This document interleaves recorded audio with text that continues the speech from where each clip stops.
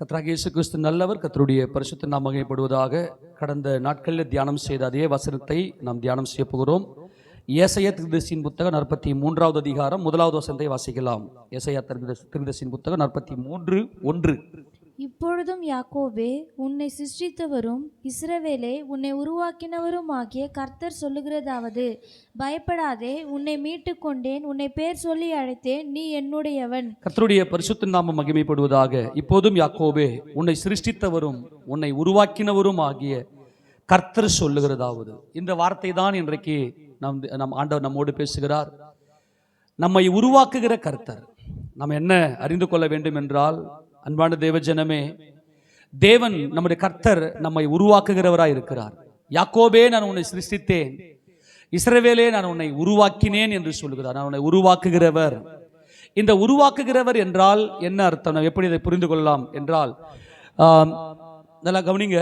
கர்த்தர் எப்படி உருவாக்குறாருன்னு சொன்னா, இப்ப பிள்ளைகள் நமக்கு தேவன் கொடுக்கிறார்.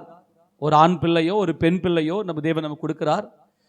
அந்த ஆண் பிள்ளையின் மேல அந்த பெண் பிள்ளையின் மேல நாம் ஒரு தரிசனத்தை வைக்கிறோம். அந்த தாயும் அந்த தகப்பனும் அந்த பிள்ளையின் மேல ஒரு தரிசனத்தை வைத்து அந்த தரிசனத்துக்காக அந்த பிள்ளைகளை உருவாக்குவார்கள். அந்த பிள்ளைகளை உருவாக்குவாங்க. இப்போ உதாரணத்துக்கு, ஒரு தகப்பனுக்கு, நான் பெற்றிருக்கிற என்னுடைய பிள்ளை, என் பிள்ளைய நான் ஒரு மருத்துவர் ஆக்க போறேன், இன்னைக்கு இருக்கிற காலகட்டத்தில் வச்சுங்களேன், நான் ஒரு டாக்டர் ஆக்க போறேன் அப்படின்னு சொல்றேன், அப்படி வச்சுங்களேன். அந்த பிள்ளை சிருஷ்டிக்கப்பட்ட அந்த பிள்ளை தன் தகப்பனுடைய சிந்தனை இருக்கக்கூடிய மருத்துவர் என்கின்ற அந்த ஒரு நிலையை அடைய வேண்டுமே ஆனால், அந்த செழிப்பை அடைய வேண்டுமே ஆனால், அந்த தகப்பன் அந்த பிள்ளையின் மேல கரிசனை வைத்து உருவாக்க வேண்டும். அந்த பிள்ளை மருத்துவர் பட்டம் பெறுகிற வரைக்கும் அந்த தகப்பன் அந்த பிள்ளையை உருவாக்குகிற தகப்பனாக அவர் இருக்க வேண்டும். நல்லா கவனிங்க. இன்னைக்கு இருக்கிற காலகட்டத்தில் எப்படி நீங்கள் ஒரு மருத்துவர் ஆக்க முடியும்? அதுக்கு கண்டிப்பாக என்ன எக்ஸாம் எழுதி ஆகணும்? நீட் எக்ஸாம் எழுதி. நீட் எக்ஸாமில் இன்றைக்கி பார்த்தீங்கன்னா, அதாவது ஒரு கிராமப்புற ஒரு சாதாரண ஒரு லேமேன், ஒரு சாதாரண ஒரு மனிதனுடைய பிள்ளைகள்லாம் இந்த நீட் எக்ஸாமை பாஸ் பண்ணுறது என்பது ரொம்ப அறுப்பொருளாக, ரொம்ப கடினமான ஒன்றாக இருக்கிறது. ஆனால் இதை உணர்ந்த ஒரு சாதாரண ஒரு தகப்பனார், ஆனால் என் பிள்ளையின் மேலே இப்படி ஒரு பயங்கரமான ஒரு கரிசனை, ஒரு திட்டத்தை வைத்திருக்கிறேன். ஒரு திட்டம். என் பிள்ளையை குறித்து எனக்கு ஒரு சித்தம் உண்டு. இந்த சித்தத்தை நிறைவேற்றுவதற்காக நான் என் பிள்ளையை சிறுவயது முதற்கொண்டே எவ்வளவு கஷ்டப்படணும் தெரியுமா? அதுக்கு அந்த பிள்ளையை நல்ல ஆங்கில அறிவுள்ள ஒரு பள்ளியில் படிக்க வச்சு, நல்ல நாலேஜ், ஜென்ரல் நாலேஜ், நல்ல பொது அறிவு, மற்ற காரியங்கள் எல்லாவற்றையும் பழக்க விட்டு, இந்த உருவாக்குகிற காரியம் என்பது கண்ணீர்.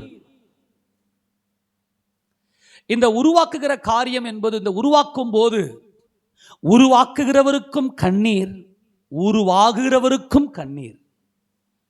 அன்பான தேவஜனமே, இப்போதும் யாக்கோபே, உன்னை சிருஷ்டித்தவர். யாக்கோபு என்பது சிருஷ்டிப்பு, பாரா. இந்த பாரா என்பது ஒரு பொதுவான சிருஷ்டிப்பு. அது அவருடைய சர்வ வல்லமையின்படி சிருஷ்டிக்கிற சிருஷ்டிப்பு யாக்கோபு. ஆனால் இஸ்ரவேல் என்பது உருவாக்குதல். இந்த உருவாக்குதல் என்பது ஒரு சாதாரண விஷயம் அல்ல. அதுதான் சிம்பிளா சொல்லிட்டேன். நீங்க கற்பனை பண்ணி பாருங்க. ஒரு சாதாரண ஒரு மனிதன், நான் சொல்றது ஒரு நல்ல நாலேஜ் உள்ள ஒரு பெரிய ஆள் அல்ல, ஒரு சாதாரண ஒரு மனிதன். இன்னைக்கு எவ்வளவு பெரிய ஆளாக இருந்தாலும் சரி, ஒரு மருத்துவம் படிக்க வைக்க வேண்டிய என் பிள்ளைய என்பது அது ஒரு பயங்கரமான ஒரு யுத்தம்.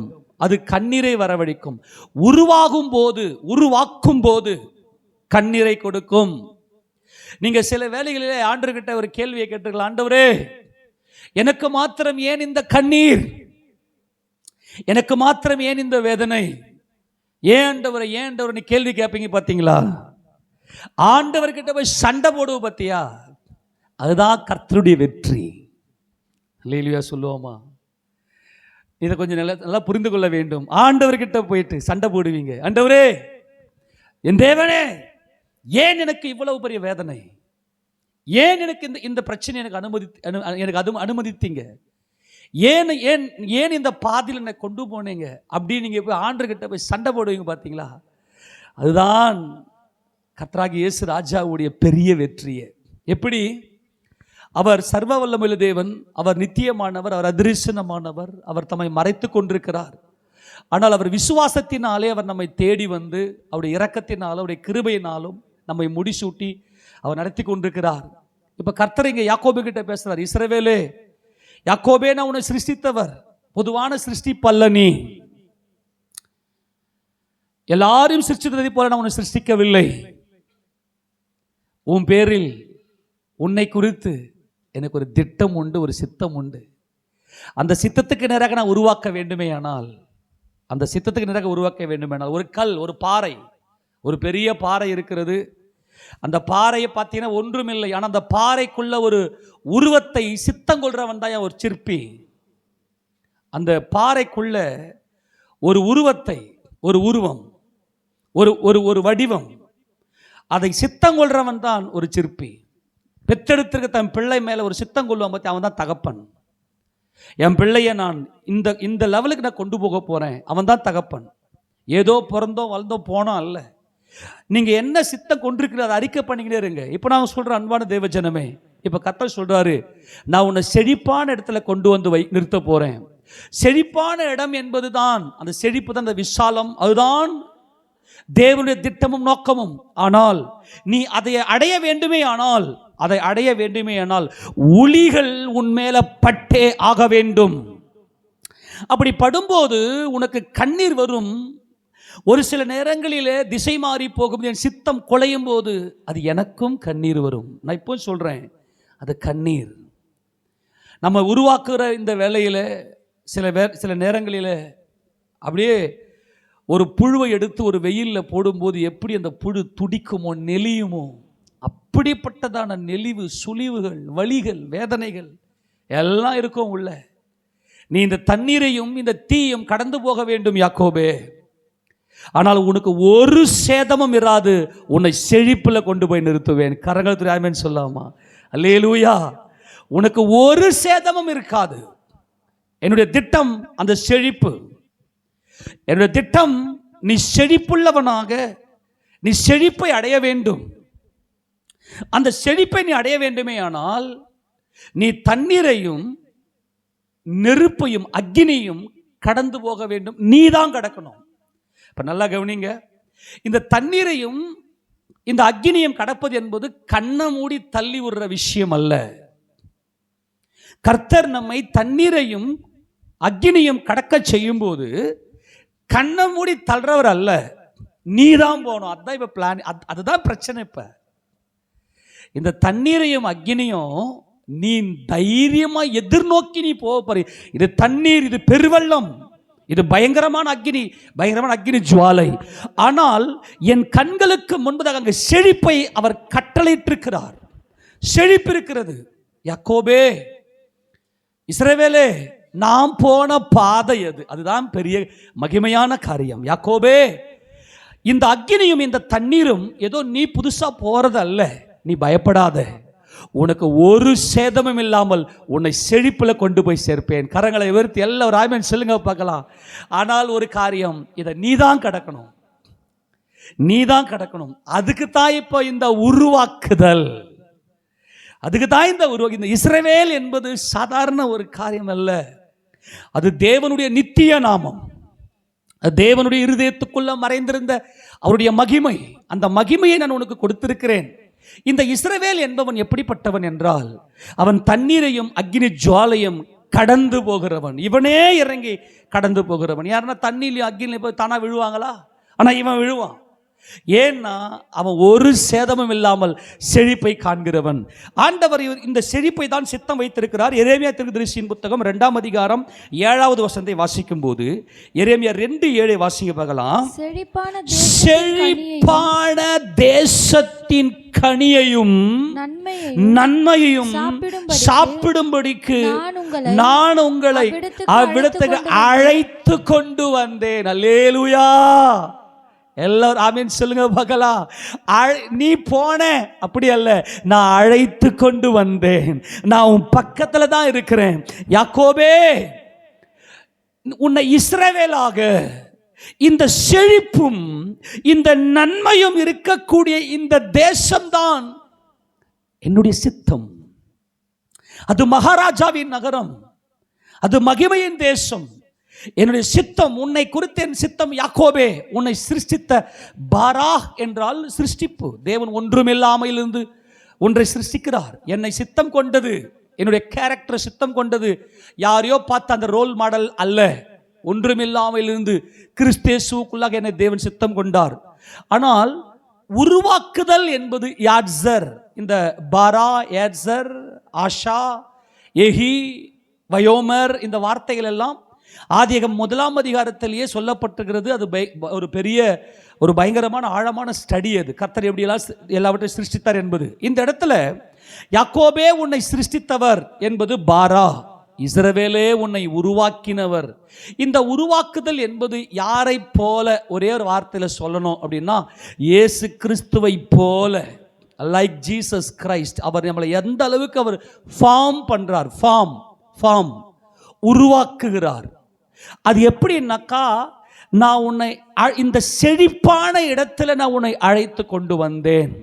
இப்போ என்ன தேவை அப்படின்னா, யாக்கோபாக இருக்கிற உன்னை, உன் கையை பிடிச்சு உன்னை இஸ்ரவேலாக நான் உருவாக்கினேன். இந்த இஸ்ரவேல் என்பவன் எப்படிப்பட்டவன்? அவன் தண்ணீர்களையும் அக்னியையும் கடந்து போகிறவன். எத்தனை பேர் விசுவாசிக்கிறீங்க? எல்லாரும் ஆமென் சொல்லாமா? ஏனென்றால் நான் போகிற இந்த பாதை ஏதோ தனிமையின் பாதை அல்ல. நான் தனியா கடக்கவில்லை. என் கர்த்தர் என்னை அழைத்து கொண்டு போகிறார். இஸ்ரவேல் என்பவன் கர்த்தர் கரம் பிடித்து நடத்துகிறவர். அவன் உருவாயிட்டான், அவன் தைரியமா இருக்கிறான். இந்த அக்னியையும் இந்த அக்னி ஜுவாலைகளையும் இந்த தண்ணீரையும் இந்த பெருவெள்ளங்களையும் கடந்து போகிற எந்த ஒரு காரியமும் என் இருதயத்தை பாதிக்காது. எந்த ஒரு சூழ்நிலைகளும் என்னுடைய சிந்தையை பாதிக்காது. எல்லாவற்றையும் என் தேவன் எனக்கு செழிப்பையும் நன்மையும் எனக்கு ஆசீர்வாதமாக வைத்திருக்கிறார். அந்த செழிப்பான இடத்துல கொண்டு வந்து அங்கே கனிகளை புசிக்கும்படி. அது எப்படிப்பட்டது என்றால், அது மகிமையான கனிகளை புசித்து எல்லாவிதமான நன்மைகளையும் நான் சாப்பிட்டு திருப்தியாய் புசித்து மகிழ்ச்சியாய் திராட்சரசம் குடித்து மகிமையாய் எண்ணெய் பூசுகிற இந்த மகிமையின் செழிப்பான தேசம்தான் என்னை குறித்து என் தேவனுடைய சித்தமாய் இருக்கிறது. ஆனால் அவருக்கு ஒரு பெரிய சவால் என்னவென்றால், இந்த யாக்கோபை இஸ்ரவேலாக உருவாக்க வேண்டும். இந்த இஸ்ரவேல் எப்படிப்பட்டவன் என்றால், அவன் தைரியமாக, அவன் மகிமையாய் அவன் என்ன செய்யணும்னாக்கா அந்த தண்ணீரையும் வெள்ளங்களையும் கடந்து போகிறவன். இவன் எப்படிப்பட்டவன் என்றால், இந்த வாழ்க்கை அவர் நம்மளை உருவாக்கும் போது எப்படி இருக்குன்னா பயங்கரமான வலியை கொடுக்கும், அது கண்ணீரை கொடுக்கும். ஆனால் ஒரு ரகசியம் என்ன தெரியுமா? ஆண்டவரே, இந்த கண்ணீர் ஒரு சாதாரணம் அல்ல. இந்த கண்ணீரை நான் சிந்துகிற என் கண்ணீரை உம்முடைய துருத்தியிலே நீர் வைத்திருக்கிறீர் என்பதுதான் இந்த யாக்கோபை உருவாக்கின இந்த மகிமையான காரியத்தினுடைய அடையாளம். நாம் சொல்லுவோம், ஆண்டவரே, நான் வடித்த கண்ணீர், என் கண்ணிலிருந்து வந்த ஒவ்வொரு சொட்டு கண்ணீரும் அது உம்முடைய கணக்கில், உம்முடைய துருத்தியில் வச்சிருக்கிறீங்க. இந்த கண்ணீர் மட்டும்தான் செழிப்பான தேசத்தில் நம்மை கொண்டு போய் சேர்க்கும். நீங்கள் நினைக்கலாம், ஒரு ஸ்டேஜில் தேவனை அறியாமல், தேவனுடைய கர்த்தருடைய அந்த மகத்துவத்தை புரியாமல் இருந்த அந்த காலகட்டத்தில் எல்லாம் நீங்கள் எப்படி இருந்தீங்களோ. ஆனால் இந்த இஸ்ரவேல் என்பவன் எப்படிப்பட்டவன் என்றால், ஆண்டவரே, தேவரீர் என் அலைச்சல்களை அறிந்திருக்கிறீர். கர்த்தர் அந்த நேரத்தில் ஒரு பெரிய திட்டத்துக்காக அந்த ஒரு அலைச்சலும் அந்த ஒரு பயங்கரங்களும் நம்மை சூழ்ந்திருக்கும் போது, நான் இப்போ சொல்லுவேன் ஆண்டவர்கிட்ட, ஆண்டவரே, இந்த கண்ணீரை, இது வீணான கண்ணீர் அல்ல, இந்த கண்ணீர் ஏதோ நான் சிந்தலை, ஒரு சொட்டு கண்ணீர் கூட நீங்க மறக்காமல், நான் சிந்துகிற ஒரு சொட்டு கண்ணீரை கூட நீர் மறக்காமல் அவைகள் எல்லாம் உம்முடைய துருத்தியிலே நீர் வைத்திருக்கிறீர். 56ஆம் சங்கீதம் 8ஆம் வசனத்தை வாசிக்கும் போது, 56வது சங்கீதம் 8வது வசனம், என் அலைச்சல்களை தேவரீர் எண்ணி இருக்கிறீர். என் அலைச்சல்களை தேவரீர் எண்ணி இருக்கிறீர் என்றால் உம்முடைய நினைவில் வைத்திருக்கிறீர். என் அலைச்சல்கள், நான் படுகிற இந்த வேதனைகள், என்னுடைய அலைச்சல்களை என் கர்த்தாவே நீர் எண்ணி இருக்கிறீர். சில வேளைகளில் அதை சொல்லிட்டனே, ஆண்டவர்கிட்ட போய் சண்டை போடுவோம். இப்போ அது என்ன, ஏன் சண்டை போடுறோம் அப்படின்னா, அது உரிமை. அவர் மீது வைத்திருக்கிற அந்த அன்பு, அவருடைய இரக்கம், அவருடைய சுபாவங்களை அறிந்து கொண்ட அனுபவத்தில் இது நம்மை உருவாக்குற இடம். ஒரு தகப்பன் ஒரு பிள்ளையை உருவாக்குவதை போல உருவாக்குகிற ஒரு நேரம். அந்த நேரத்தில் முன்னாடியெல்லாம் தேவனை அறியாம நான் வந்து பின்மாற்றத்துக்கு நான் போயிடுறேன் அப்படி போற அந்த காரியம் அல்ல. தைரியமா இப்போ என் மனசுல மனசுல ஆழ் மனசுல என் கர்த்தருடைய அன்பு, என் கர்த்தருடைய மகிமை, என் கர்த்தருடைய மகத்துவம், அவருடைய இரக்கம், யெகோவா என்கின்ற அவருடைய இரக்கமுள்ள நாமம் என்னை எந்த அளவுக்கு அள்ளி அணைத்திருக்குது என்பதை உணர்ந்தவர்களாக, அப்பா என் அலைச்சல்களை நீங்க மறக்கிறதுக்கு அநீதி உள்ளவர் அல்ல, என் அலைச்சல்களை நீர் எண்ணி இருக்கிறீர். கரங்களை உயர்த்தி ஒரு ஆமென் சொல்லுங்க. நீங்க பட்ட எல்லா வேதனைகளையும், நீங்க பட்ட எல்லா அலைச்சல்களையும் அவர் நினைவில் தான் வைத்திருக்கிறார். அந்த நினைவை தான் இங்கே சொல்றாரு, என் கண்ணீரை உம்முடைய துருத்தியில் வையும், அவைகள் உம்முடைய கணக்கில் அல்லவோ இருக்கிறது. ஆண்டவரே பாருங்க, உம்முடைய துருத்தியில் என் கண்ணீரை வையுங்க அப்படின்னு வந்து இவர் ஏதோ கட்டளை கொடுக்கல. ஆண்டவரே நீங்க வைக்கிறீங்க. ஏன்னா என் கண்ணீர், என்னுடைய கண்களிலிருந்து புறப்பட்டு வருகிற அந்த கண்ணீரை நீர் அற்பமாய் எண்ணாதவர். அவைகள் தான் என்னை செழிப்பு கிணறாய் கொண்டு போகிற பலனை கொடுப்பது. ஆக இந்த கண்ணீர் தான் இந்த செழிப்பான இந்த மகிமைக்குள்ளே கொண்டு வரும். அன்பான தேவஜனமே, அப்பொழுதுதான் இப்போ ஆண்டவர் சொல்றாரு, நீ யாக்கோபே இந்த தண்ணீரையும் இந்த வெள்ளங்களையும் இந்த அக்கினியும் இந்த அக்கினி ஜுவாலையும் கடந்து வா, நான் உன் கூட தான் இருக்கிறேன். ஆக இந்த தண்ணீரையும் அக்கினியும் யாரால மட்டும்தான் கடக்க முடியும் என்றால் இஸ்ரவேலால மட்டும்தான் கடக்க முடியும். இந்த இஸ்ரவேல் என்கின்ற அந்த உருவாக்குற அந்த வேலையில, அந்த உருவாக்கும் போது அந்த தண்ணீரையும் அந்த அக்கினியும் கடக்கும் போது எப்பேற்பட்ட மனுஷனுக்கு கண்ணீர் வரும். அங்கதான் போய் பிரச்சனை வரும். அப்போ போயிட்டு நம்ம ஆண்டவர்கிட்ட போய், ஆண்டவரே எனக்கு மட்டும் ஏன் ஆண்டவர் இப்படி வேதனை, எனக்கு மட்டும் ஏன் ஆண்டவர் இப்படி வலின்னு சொல்லி வேற எங்கேயோ போகாம கர்த்தரண்டையில மாத்திரமே போய் நிற்போம். நம்ம அவ்வளவு சீக்கிரமா வந்து இந்த தண்ணீரையும் அக்கினியும் கடந்து வரும்படி கர்த்தர் நமக்கு சொல்லுவது இல்லை. முதல்ல கர்த்தர் நம்முடைய தேவைகள், நம்முடைய மன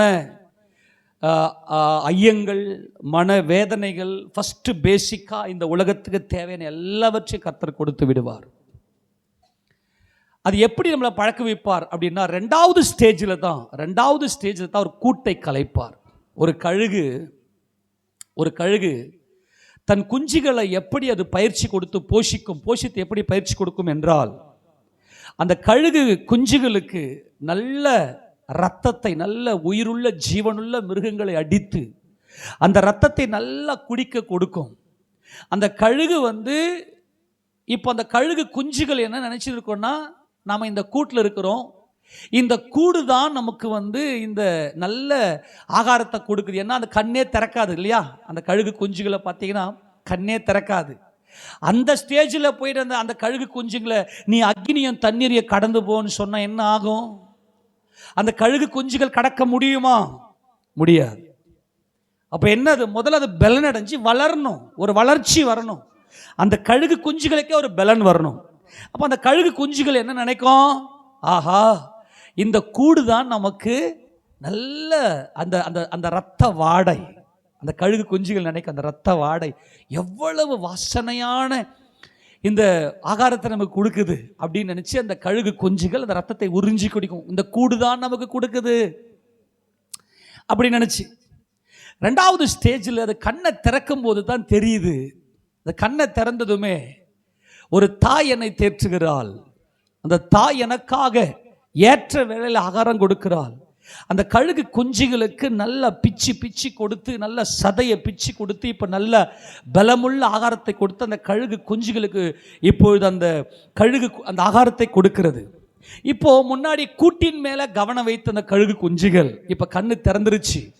இப்போ அந்த கழுகின் மேலே கண்ணை வைத்து விட்டது. எனக்காக இவ்வளவு காரியத்தையும் செய்தது என் தாய்தானா என்று சொல்லி அந்த கழுகு குஞ்சுகள் தாயின் மேலே ஒரு பயங்கரமான பாசம். இப்போ அந்த கழுகு குஞ்சுகளுடைய கண்கள் எல்லாம் என் தாய் எப்பொழுது வருவாள், என் தாய் எப்பொழுது எனக்கு இந்த ஆகாரத்தை கொண்டு வருவாள் என்று சொல்லி இந்த கழுகு குஞ்சுகள் முழுக்க யாரை மட்டுமே நம்பிடும்? கழுகை மட்டுமே நம்பும். இப்போ ரெக்கையெல்லாம் முளைச்சிருச்சு, நல்ல உடல் நல்லா வளர்ந்துருச்சு, ரெக்கையெல்லாம் முளைச்சிருச்சு. ஆனால் இந்த கழுகுக்கு ஒரு சித்தம் இருக்குது, நீ காக்கா இல்லை, நீ கழுகு. இப்போ நீ என்ன செய்யணும்னா கண்மலையில் பறக்கணும், மெயினாக கண்மலையில் கூடு கட்டணும், கண்மலை உயரத்துக்கு நீ பறக்கணும். மெயினா நீ இரையை நோக்க வேண்டும். கழுகுக்கு ஸ்பெஷல் வேகம், இந்த கழுகினுடைய வேகம். நீ சும்மா கூட்டிலேயே உட்கார்ந்து இந்த கழுகை பற்றின ஆராய்ச்சியில் நம்ம பல முறை பண்ணிட்டோம். அது மறுபடியும் அதை காட்ட டைம் வேண்டாம் நமக்கு. ஆனால் ஒரு காரியத்தை மட்டும் புரிந்து கொள்ளுங்க, கழுகினுடைய ஸ்பெஷாலிட்டி இந்த தாய் கழுகுக்கு மட்டுமே தெரியும். இப்போ இந்த தாய் கழுகு உருவாக்க வேண்டும். நான் தான் உன்னை சிருஷ்டித்தேன், நான் தான் உன்னை பெற்றெடுத்தேன். ஆனால் இப்போது உன்னை கழுகாக உன்னை உருவாக்க வேண்டும். இப்போ நான் உன்னை உருவாக்கினேன்னா பயங்கரமான வலிகள் இருக்கும், உனக்கு கண்ணீர் தான். ஆனா இப்போ நீ எங்கேயுமே ஓட மாட்ட. என்னை உருவாக்கின, என்னை ஆற்றி தேற்றின, என்னை என் மேல் இறக்க வைத்த என் தாயண்டுக்கே நான் ஓடுவேன் என்று அந்த கழுகுகள் என்ன செய்ய, அந்த கழுகு குஞ்சுகள் அந்த தாய்கிட்டேயே போகும். இப்போ நல்லா கவனிங்க. இப்போ நல்லா அந்த கழுகு நல்லா சாப்பிட்டு கழுகு குஞ்சுகள் நல்லா வளர்ந்துருச்சு, சிறகெல்லாம் முளைச்சிருச்சு. ஆனால் சோம்பேறித்தனம் அந்த கூட்டிலேயே படுத்துன்னு இருக்கும். இப்போ அந்த கழுகு என்ன பண்ணும், அந்த கூட்டை கலைத்து தன் குஞ்சுகளின் மேல் அசைவாடி அந்த கண்மலையினுடைய உச்சியிலிருந்து கீழே தள்ளும். இப்போ அந்த கழுகு குஞ்சுகள் செட்டை இருக்கிறது பறக்க ஆரம்பிக்கும். யாரை நோக்கி பறக்கும் என்றால், நல்லா கவனிங்க, இதுதான் இங்க கர்த்தர் சொல்றாரு, யாரை நோக்கி பறக்கும், நான் உன் கூட தான் இருக்கிறேன் யாக்கோபே. இப்ப அந்த கழுகு குஞ்சுகளுக்கு நல்லா இப்ப எதுவுமே உலகம் அல்ல. என்னை போஷித்து, என்னை பராமரித்து, என்னை உருவாக்கி ஒவ்வொரு செதுக்கி என்னை உருவாக்கின என் தாய் நீ. இப்ப கண்ணீர் தான், ஆனால் என் தாய் மேலே நான் வைப்பேன் என் கண்ணீரை உம்முடைய கணக்கில் வைத்து. இந்த கழுகு குஞ்சுகள் இப்ப யாரை நோக்கி போகும் என்றால் அந்த தாய் கழுகு. ஏன்னா தாய் கழுகு கூடையே இருக்கும். அந்த கூட்டிலிருந்து கீழே தள்ளிட்டு, அந்த கண்மலை இருக்கக்கூடிய கூட்டிலிருந்து அந்த கழுகு குஞ்சுகளை கீழே தள்ளிட்டு கூடவே தான் போகும். அது கீழே விழும். அப்படியே மெல்ல இந்த குஞ்சுகள் தாய் கழுகை பார்த்து பறக்க, அந்த தாய் கழுகு தன்னுடைய குஞ்சுகளுக்கு சேதமில்லாமல் வந்து கீழே, அது அப்படியே மேலிருந்து கீழே வந்து எவ்வளோ சேதம் வரும்ல, அப்படியே ஓடி வந்து கீழே பறக்க முடியாத ஸ்டேஜுக்கு ரெக்கையை விரித்து அப்படியே காத்துக்கொள்ளும். அதே மாதிரி தான் நம்முடைய கர்த்தர். ஒரு சில வசனங்கள் உங்களுக்கு வாசித்து காட்ட, அப்போ தான் புரியும். யோபுவின் புத்தகம் 39 திருப்பி கொள்ளுங்க. யோபு 39 இந்த கழுகினுடைய ஸ்பெஷாலிட்டி சொல்றாரு பாருங்க. 27 வாசிப்பாக்கலாம். உன் கற்பனையினாலே கழுகு உயர பறந்து. கழுகுனாவே எங்க பறக்கணும், அது உயர பறக்கணும். அது உயர பறந்து உயரத்திலே தன் கூட்டை கட்டுமோ, அது கண்மலையிலும் கண்மலையின் சிகரத்திலும் அரணான ஸ்தலங்களிலும் தங்கி வாசம் பண்ணும். அங்கிருந்து இரையை நோக்கும். நல்லா கவனிங்க, எங்கிருந்து இரையை நோக்கும். கழுகினுடைய ஸ்பெஷலே அந்த இரையை நோக்குகிறது. அந்த இரையை நோக்குகிறது, வேகமா இருப்பது, உயர பறப்பது, இதெல்லாம் கழுகினுடைய அந்த ஸ்பெஷாலிட்டி, அந்த தன்மைகள். ஆனால் கழுகு குஞ்சுகள், நல்லா கவனிங்க, இந்த கழுகு குஞ்சுகளை உருவாக்குவதே கழுகுதான். இப்ப என்ன பண்ணு பாருப்பாங்க, அங்கே இருந்து இரையை நோக்கும். அதன் கண்கள் தூரத்தில் இருந்து அதை பார்க்கும். அதன் குஞ்சுகள் இரத்தத்தை உறிஞ்சும். பிணம் எங்கேயும் அந்த கழுகு வந்து தூரத்தில் இருந்து இரையை பார்க்கும். இந்த இரை என்பதுதான் செழிப்பு. தூரத்தில் இருக்கிற அந்த இரையை நோக்கி பார்த்து இந்த கழுகு குஞ்சுகள் ரத்தத்தை உறிஞ்சி குடிக்கும். நல்லா கவனிங்க. இப்போ உயர பறப்பது கழுகு, கண்மலையின் மேல் கூடை கட்டுவது கழுகு, அது இரையை நோக்குவது கழுகு, இரையை பட்சிக்க வேகமாய் தீவிரமாய் வருவது கழுகு. இந்த தீவிரம், இந்த வேகம், இதெல்லாம் இந்த குஞ்சுங்கிட்ட கிடையாது. இப்ப அப்படிப்பட்டதான கழுகுக்கே உரிய அந்த சுபாவத்தை, நல்லா கவனிங்க, அந்த கழுகுக்கே உரிய சுபாவத்தை அந்த கழுகு குஞ்சுகளுக்கு தானாய் வருவது இல்லை. இந்த ரகசியத்தை புரிந்து கொள்ளுங்கள் அன்பான தேவஜனமே. தானாக நேச்சுரலாக அந்த கழுகுகளுக்கு இருக்கக்கூடிய அந்த தன்மைகள் தானா வராது. அது உன்னதத்திலே போய் கூடு கட்டி அதனுடைய ஜீவியமே உன்னதமாக இருக்க வேண்டுமே. ஆனால் அந்த கழுகு குஞ்சுகளை இந்த தாய் கழுகு உருவாக்கினால்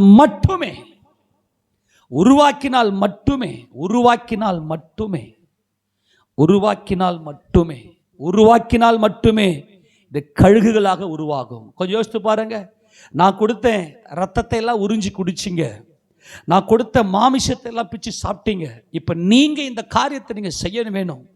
உங்களுக்கு இருக்கிற தன்மை உயர பறக்க வேண்டும், கண்மலையில கூடு கட்டி இருக்க வேண்டும், எல்லாவற்றையும் நீங்கள் செய்ய வேண்டும். இப்போ இந்த உருவாக்குகிற இந்த ஸ்டேஜில் இப்போ இந்த கழுகினுடைய இந்த வேலை என்ன? இதே யோபுவின் புத்தகம் 9வது அதிகாரம் திருப்பிக் கொள்ளுங்களேன். யோபுவின் புத்தகம் 9ஆம் அதிகாரத்தில் 26வது வசனத்தை வாசிக்க பார்க்கலாம். 26. அவைகள் வேகமாய் ஓடுகிற கப்பல்களைப் போலவும் இரையின் மேல் பாய்கிற கழுகு. இரையின் மேல கழுகு என்ன பண்ணுதான்? பாய்கிறதாம். அது இரையின் மேல கழுகு வேகம், கழுகின் வேகம், வேகத்தை இங்கே ஆண்டவர் இது ஆபகுக்கு 1:8 வாசிக்க பார்க்கலாம். அதுல கழுகினுடைய வேகம், இந்த ஸ்பீடு வாசிக்க ஆபகுக் 1:8.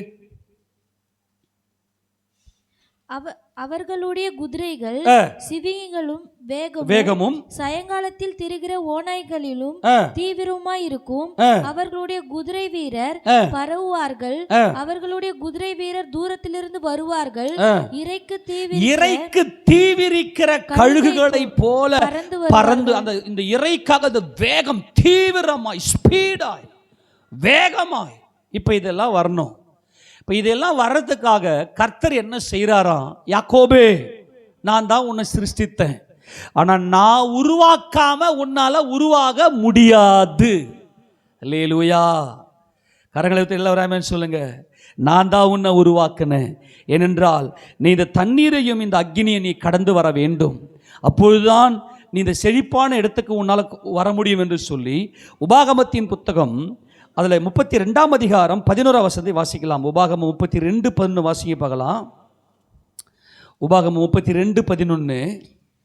கழுகு தன் கூட்டை கலைத்து தன் குஞ்சுகளின் மேல் அசைவாடி தன் செட்டைகளை விரித்து அவைகளை எடுத்து அவைகளை தன் செட்டைகளின் மேல் சுமந்து கொண்டு போகிறது போல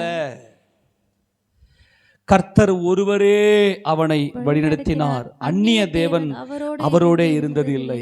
யார் யாரெல்லாம் கர்த்தருடைய சட்டையின் கீழே இருக்கிறேன் அப்படின்னு சொன்னீங்கன்னா எந்த ஸ்டேஜிலும் என்ன, ஒரு கழுகு தன் கூட்டை கலைத்து, இதுதான் உருவாக்குகிற இதுதான் கழுகு. கழுகு என்பது தானாக வருவதில்லை, அது தாயால அல்லது தகப்பன் கழுகால உருவாக்கப்பட்டால் மட்டுமே அது கழுகாக இருக்க முடியும்.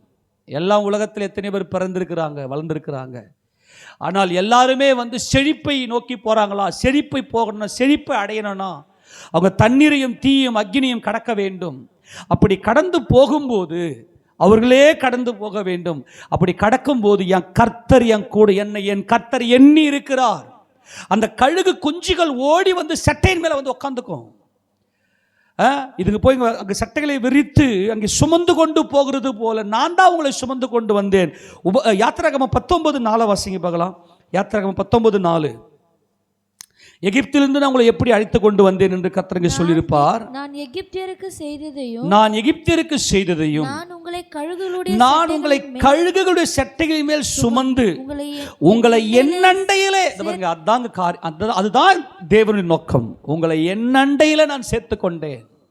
இப்போ இந்த கழுகு குஞ்சுகள் எங்க வந்துடும்? இப்ப கூட்டை விட்டு விழுந்தாலும் யாரை நோக்கி பறக்கும்? இந்த கழுகு குஞ்சுங்க. என் தாய் என் கூட்டில் இருக்கிற வேளையில் என்னை போஷித்து என்னை பராமரித்து எனக்கு எல்லாமே என் கர்த்தர். அல்லேலூயா.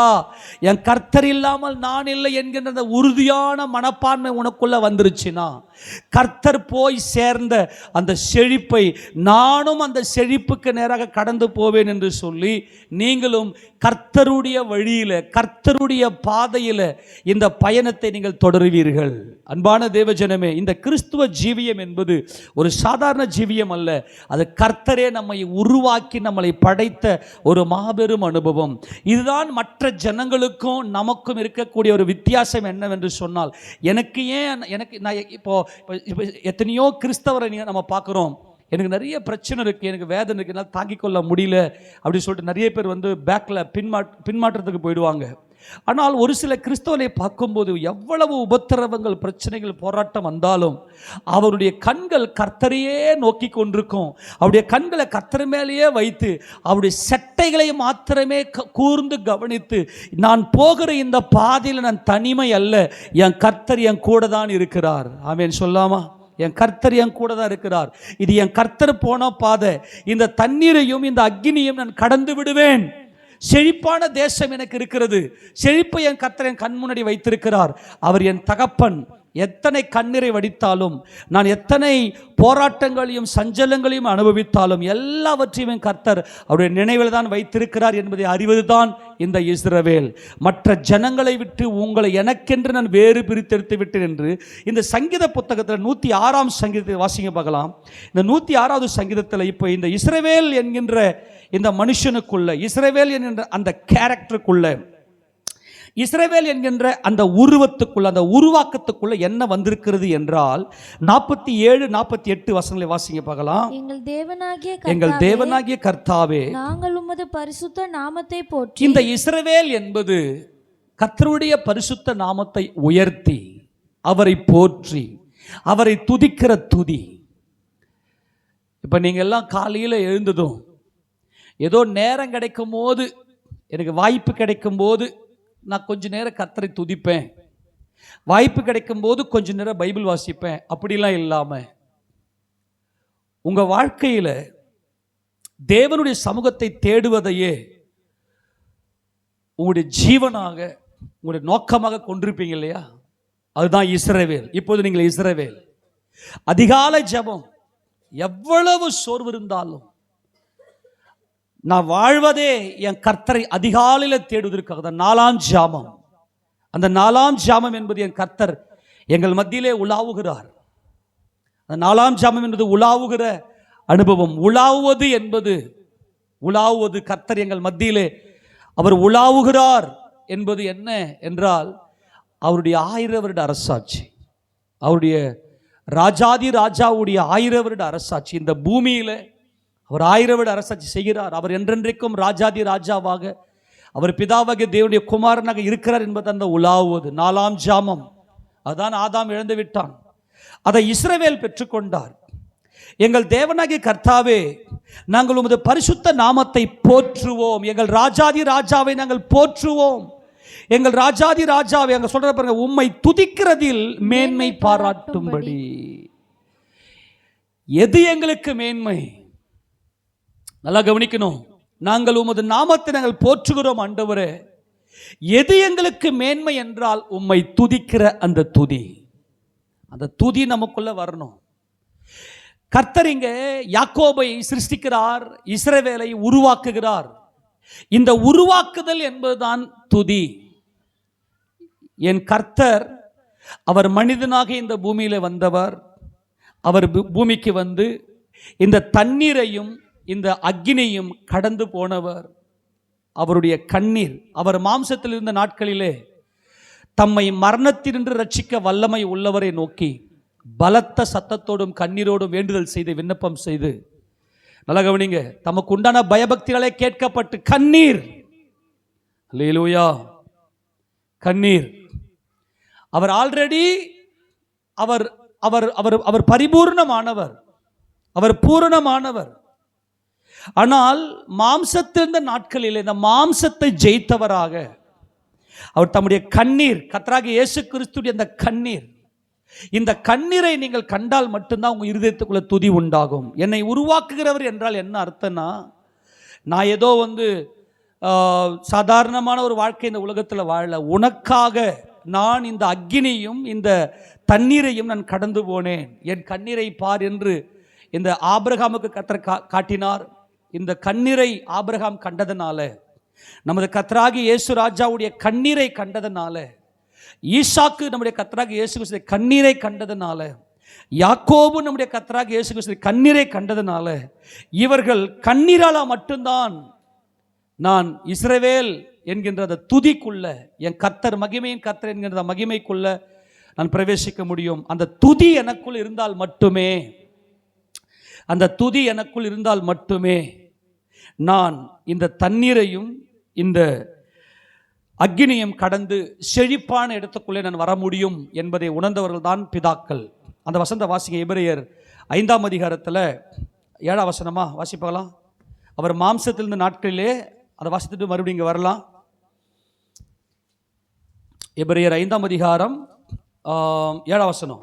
அவர் மாம்சத்தில் இருந்த நாட்களில் தன்னை மரணத்தினின்று ரட்சிக்க வல்லமை உள்ளவரை நோக்கி. நல்லா கவனிக்கணும், இந்த அக்கினியும் தண்ணீர் என்பது மரணம். அக்கினியும் தண்ணீர் என்பது என்னதுங்க? மரணம். இந்த மரணம் நீங்கி நம்முடைய இருதயத்துக்குள்ள துதி உண்டாக வேண்டும். யாருடைய இருதயத்துக்குள்ள துதி இருக்கிறதோ அவர்கள் இஸ்ரவேலர்கள். இந்த துதி என்பது என்னவென்றால், என் கர்த்தர் அவர் மாம்சத்தில் வந்து அவர் மாம்சத்தில் நாட்களில் தம்மை மரணத்தின்று ரட்சிக்க வல்லமை உள்ளவரை நோக்கி பலத்த சத்தத்தோடும் கண்ணீரோடும். இந்த கண்ணீர் தாங்க என் கர்த்தர். இந்த கண்ணீரின் பாதையை கடந்தவர், இந்த தண்ணீரையும் அக்கினியையும் கடந்து போனவர். இந்த மரணம் என்பதுதான் மரணம். ஒரே மனுஷனாலே பாவமும் பாவத்தினாலே மரணமும் உலகத்திலே பிரவேசித்து விட்டது. அன்பான தேவஜனமே, இந்த மரணத்தை ஜெயிப்பதற்காக என் கர்த்தர் இந்த கண்ணீரின் பாதையிலே கடந்து போனவர். அதனால நான் ஏதோ கண்ணீர் வடிக்கிறேன் அல்ல, என் கர்த்தர் இதற்கு முன்பதாக இந்த பாதையிலே போனவர். அவர் மரணத்தை ஜெயித்தவர், மரணத்தினின்று ரட்சிக்க வல்லமை உடையவர். இந்த மரணத்தின்று ரட்சிக்கப்பட்டவர் என்பதுதான் இஸ்ரவேல். இஸ்ரவேலுக்குள்ளே இப்ப என்ன வந்துருச்சு? துதி வந்து விட்டது. துதி என்பது என்ன? என் தாயின் செட்டை, என் கர்த்தராகிய இயேசு கிறிஸ்துவின் செட்டை. அவர் என்னை தனியே இருக்க விடவில்லை. அவருடைய செட்டையின் மறைவில் நான் வந்திருக்கிறேன். அவருடைய செட்டை மேலே என்னை சுமந்து கொண்டு போகிறார். ஆக எனக்கு வரக்கூடிய இந்த கண்ணீர் என் கர்த்தருடைய துருத்தியில் இருக்கிறது என்று சொல்லி நம்முடைய இருதயத்தில் துதி உண்டாகும் பாருங்க. துதி உண்டாகும் பாருங்க. இந்த துதி என்பது அவரை போற்றி, என் கர்த்தராகிய இயேசு ராஜாவை என்றென்றைக்கும் போற்றி. இதாங்க இஸ்ரவேல். கர்த்தராகிய இயேசு கிறிஸ்துவை நீ போற்றி அவரை துதிக்கிற அந்த துதி உனக்குள்ள வந்துருச்சுன்னா நீ இஸ்ரவேல். இது எப்படி உனக்கு வரும் அப்படின்னா, என் கர்த்தருடைய அந்த கண்ணீர், நமது கர்த்தராகிய இயேசு கிறிஸ்துடைய கண்ணீரை கண்டுட்ட, கர்த்தராகிய இயேசு ராஜாவுடைய கண்ணீரை கண்டுட்ட, மரணத்திலிருந்து மரணம் பரிகரிக்கப்படும் கடைசி சத்துரு மரணம். மரணம் என்பது சத்துரு. இன்னைக்கு மனிதனுக்குள்ளே மரணம் வந்து விட்டது. இந்த மரணத்தை மேற்கொள்வதுதான் துதி. மரணத்தோடு இருப்பவன் யாக்கோபு, மரணத்தை மேற்கொண்டவன் இஸ்ரவேல். டிஃபரெண்ட் புரிஞ்சு போச்சா? அல்லேலூயா. நல்லா புரிந்து கொள்ளுங்க. நான் மறுபடியும் சொல்றேன், யாக்கோபே உன்னை சிருஷ்டித்தவர் என்றால் மரணத்தோடு இருப்பவன். இந்த யாக்கோபை இஸ்ரவேலாக மாற்றுவது என்பது மரணத்தை ஜெயங்கொண்டவன். யாக்கோப் இஸ்ரவேலுக்குள்ள துதி வந்து விட்டது. துதி, அந்த துதி என்ன? என்றென்றைக்கும் சிங்காசனத்தில் வீற்றிருக்கிற ராஜாதி ராஜாவை நான் போற்றுவேன். இந்த ராஜாதி ராஜா எப்படி இதை ஜெயம் எடுத்தார் என்றால், அவருடைய கண்ணீர், அவருடைய மாம்சத்தின்படியாக இந்த உலகத்தில் வந்து எல்லாவற்றையும் ஜெயம் எடுத்த என் கர்த்தருடைய கண்ணீர். இந்த கண்ணீர் நீ கண்டால் மட்டும்தான், உன்னுடைய கண்ணீர் எல்லாம் ஒண்ணுமே இல்லை, என் கண்ணீர் எல்லாமே அவருடைய துருத்தியில் அவர் வைத்திருக்கிறார் என்ற அந்த மகிமைக்குள்ளாக கொண்டு போக முடியும். எந்த நிலையில் இருந்தாலும் என் கர்த்தரை துதிப்பேன். அந்த துதி உன் இருதயத்துக்குள்ள வந்துருச்சுன்னா நீ இஸ்ரவேல். அதற்காகத்தான் கர்த்தர் நம்மை உருவாக்குகிறார். இந்த துதி நம்முடைய இருதயத்துக்குள்ள வருவதற்காகத்தான் கர்த்தர் நம்முடைய கரத்தை பிடிக்கிறார். ஆக தேவன் முதலாவது நம்மை சரியான விதத்தில் எல்லாவற்றையும் நமக்கு கொடுத்து நம்முடைய கண்கள் திறக்கும்படி செய்து, என் ஆண்டவராகிய இயேசு கிறிஸ்து தான் என்னை இதுவரைக்கும் போஷித்து என்னை பராமரித்து என்னை பாதுகாத்து வருகிறவர் என்கின்ற அந்த பூரணம் நமக்குள்ள வந்துருச்சுன்னா அதுதான் துதி. இங்கே மரணத்தினின்று என்னை ரட்சிக்க வல்லமை உள்ளவரை நோக்கி பலத்த சத்தத்தோடும் கண்ணீரோடும் வேண்டுதல் செய்து தமக்கு உண்டான பயபக்தி நிமித்தம் கேட்கப்பட்டு அவர் குமாரனாய் இருந்தும் பட்ட பாடுகளினாலே கீழ்ப்படிதலை கற்றுக்கொண்டு தாம் பூரண ஆன பின்பு, தாம் என்ன ஆயிட்டார்? அவரு எல்லாம் வாய்த்தன்னு சொல்லி என்ன ஆயிட்டார்? அவர் பூரணர் ஆயிட்டாரு. அவர் பரிபூரணர். எப்படி அவர் பரிபூரணர்? தாம் பூர்ணரான பின்பு தமக்கு கீழ்ப்படுகிற யாவரும். இதாங்க இஸ்ரவேல். இந்த இஸ்ரவேல் என்பவன் யார் என்றால் தமக்கு கீழ்ப்படுகிறவன். இவன் மரணத்தை ஜெயித்தவன். மரணத்தை ஜெயித்து இந்த இஸ்ரவேலுக்குள்ள துதி உண்டாகிறது. மற்ற ஜனங்களுக்கும், பொதுவாக சிருஷ்டிக்கப்பட்ட மற்ற ஜனங்களுக்கும் இஸ்ரவேலுக்கும் என்ன ஒரு வித்தியாசம் என்றால் கீழ்ப்படிதல். இது என்ன கீழ்ப்படிதல்? மரணத்தை ஜெயங்கொண்டு மரணத்தை ஜெயிக்க வேண்டும். எனக்குள்ள துதி உண்டாக வேண்டும். அந்த துதிதான் என் ஆண்டவராகிய இயேசு கிறிஸ்து தாம் பூரணரான பின்பு தமக்கு கீழ்ப்படுகிற யாவரும் நித்திய ரட்சிப்பை அடைவதற்கு காரணராக. என்ன ரட்சிப்பு அடைவதற்கு சொல்லுங்க? என்ன ரட்சிப்பு? என்ன ரட்சிப்பு? இன்னைக்கு எல்லாருக்குள்ளேயும் மரணம் இருக்கு அன்பானவர்களே. நித்தியம், நித்திய ரட்சிப்பு. நித்திய ரட்சிப்பு தான் செழிப்பு. நாம் அடைய போகிற, நம்முடைய கண்களுக்கு முன்னாக வைக்கப்பட்டிருக்கிற அந்த செழிப்புள்ள தேசம், அந்த கனிகளும் நன்மைகளும் நிறைந்த அந்த தேசம், அதுதான் நம்முடைய டெஸ்டினேஷன், நம்முடைய நாம் சேரும் இடம், நாம் ஓடிக்கொண்டிருக்கிற ஓட்டத்தினுடைய மகிமை. ஆனால் இதுக்கு இடையில என்ன இருக்குது? தண்ணீரும் அக்கினியும் இருக்கிறது. நல்லா கவனிங்க. இதுக்கு இடையில என்ன இருக்குது? தண்ணீரும் அக்கினியும் இருக்குது. யாக்கோபே, நீ யாக்கோபா இருந்த, இப்ப நான் உன்னை உருவாக்கிட்டேன். இப்ப நீ இஸ்ரவேலாக மாறிவிட்டாய். இப்போ உன்னுடைய இருதயத்துக்குள்ள என்ன வந்துருச்சு? துதி வந்து விட்டது. என்ன வந்துருச்சு சொல்லுங்க? என்ன வந்துருச்சு? துதி வந்து விட்டது. இப்ப நீதான் இந்த தண்ணீரையும் இந்த அக்கினியை கடந்து போகணும். இதை நீ கடந்துட்டனாக்கா உனக்கு நித்திய ரட்சிப்பு. நான் உன் கூட தானே இருக்கிறேன். இப்ப இங்க கர்த்தர் சொல்றார், நித்திய ரட்சிப்பை அடைவதற்கு காரணராகி மெல்கிசேதேக்கின் முறைமையின்படியான பிரதான ஆசாரியர் என்று தேவனாலே நாமம் தரிக்கப்பட்டார். தேவனுடைய சிங்காசனத்தின் வலது பாரசத்தில் நமது கர்த்தராகிய இயேசு கிறிஸ்துவை உட்கார்ந்திருக்கிறார். இன்னைக்கு யாரெல்லாம் அந்த செழிப்பை, அந்த மகிமையை, அந்த ரட்சிப்பை நோக்கி ஓடுவதற்கு பிரயாசப்படுறாங்களோ அவங்க மட்டும்தான் தண்ணீரையும் அக்கினியையும் கடந்து போவாங்க. இந்த தண்ணீரையும் அக்கினியை கடந்து போவதற்கு கர்த்தர் உங்களை கட்டாயப்படுத்துவது இல்லை. இப்போ அதுதான் இங்க இந்த 43ஆம் அதிகாரம் ஏசாயா புத்தகத்தில் என்ன சொல்றாருன்னா, தண்ணீரையும் அக்கினியை கடந்து போவதற்கு கர்த்தர் உன்னை கட்டாயப்படுத்துவது இல்லை. ஆனால் நீ ஓடுவ. ஏன்னா நித்திய ரட்சிப்பை அடைவதற்கு காரணராகி என் கர்த்தர் மெல்கிசேதேக்கின் முறைமையின்படி பிரதான ஆசாரியர் என்பது அவரே நித்திய ராஜா. கரங்கள் சொல்லாமா? அந்த நித்திய ராஜ்யத்துக்குள்ள பிரவேசிப்பதற்கு நான் தண்ணீரையும் அக்கினியும் கடந்து போக வேண்டும். நான் தான் தண்ணீரையும் அக்கினியும் கடந்து போக வேண்டும். கர்த்தர் கட்டாயப்படுத்துவதில்லை. ஆனால் உனக்கு தரிசனத்தை கொடுத்து வைத்திருக்கிறார். நித்திய ரட்சிப்பு உன் கண்ணுக்கு முன்னாடி இருக்கிறது. ஆக இந்த இஸ்ரவேல் என்பது இந்த மெல்கிசேதேக்கை, இந்த மெல்கிசேதேக்காக இயேசு ராஜாவை துதிக்கிற அந்த துதிதான் இஸ்ரவேல். அவரை நான் போற்றுவேன். இப்ப வாசிப்பால 106ஆம் சங்கீதம் 47ஆம் வசனம். எங்கள் தேவனாகிய கர்த்தாவே, உமது நாமத்தை போற்றி உம்மை துதிக்கிறதில் மேன்மை பாராட்டும்படி எங்களை ரட்சித்து எங்களை ஜாதிகளில் இருந்து சேர்த்தரணும். நல்லா கவனி, நல்லா கவனி, நல்லா கவனி. அல்லேலூயா. இப்ப நான் மறுபடியும் சொல்றேன், அன்பான தேவ, இங்க இருக்கக்கூடிய ஒரு பயங்கரமான ஒரு டிவிஷன், ஒரு செப்பரேஷன், ஒரு வேறு பிரிதல். நீ காக்கா இல்ல, நீ கழுகு. நான் இப்ப சொல்லிட்டேன், காக்கா தானா வந்துடும். காக்கா தானா அது அசுத்தத்துல வாய் வைக்கும். ஆனா கழுகு உருவாக்கப்படுகிறது. கழுகு உருவாக்கப்படுகிறது. எங்களை சேர்த்தருளும் என்றால் எங்களை உருவாக்கும். எப்படி? எங்களை ஜாதிகளில் இருந்து எங்களை வேறு பிரிச்சு. மற்ற ஜனங்களுக்கும் எங்களுக்கும் இருக்கக்கூடிய ஒரு வித்தியாசம் என்னவென்று சொன்னால், நீரே என் சிருஷ்டி கர்த்தர், எனக்கான எல்லாவற்றை செய்து முடித்தவர் நீரே என்கின்ற அந்த துதி, உம்மை துதிக்கிறதுல நாங்கள் மேன்மை பாராட்டும்படி, உம்மை துதிக்கிற அந்த துதி எனக்குள்ள வந்துவிட்டால், ஆண்டவரே நீர் கடந்து போன அந்த மரணம், அந்த கண்ணீரை, அது அக்கினி, அது பயங்கரமான பெருவெள்ளம், அதை நான் கடந்து போய் அந்த செழிப்பை நான் போய் சேர்ந்துருவான். ஆண்டவரே நம்முடைய தேவன் செழிப்பை கொடுக்கிற தேவன். இப்ப வாசிங்க 48 வசனம். இஸ்ரவேலின் தேவனாகிய கர்த்தர் அனாதியாய் என்றென்றைக்கும் ஸ்தோத்தரிக்கப்படத்தக்கவர், ஜனங்கள் எல்லாரும் ஆமேன் அல்லேலூயா என்பார்களாக. இந்த வசனம் நல்லா கவனிங்க.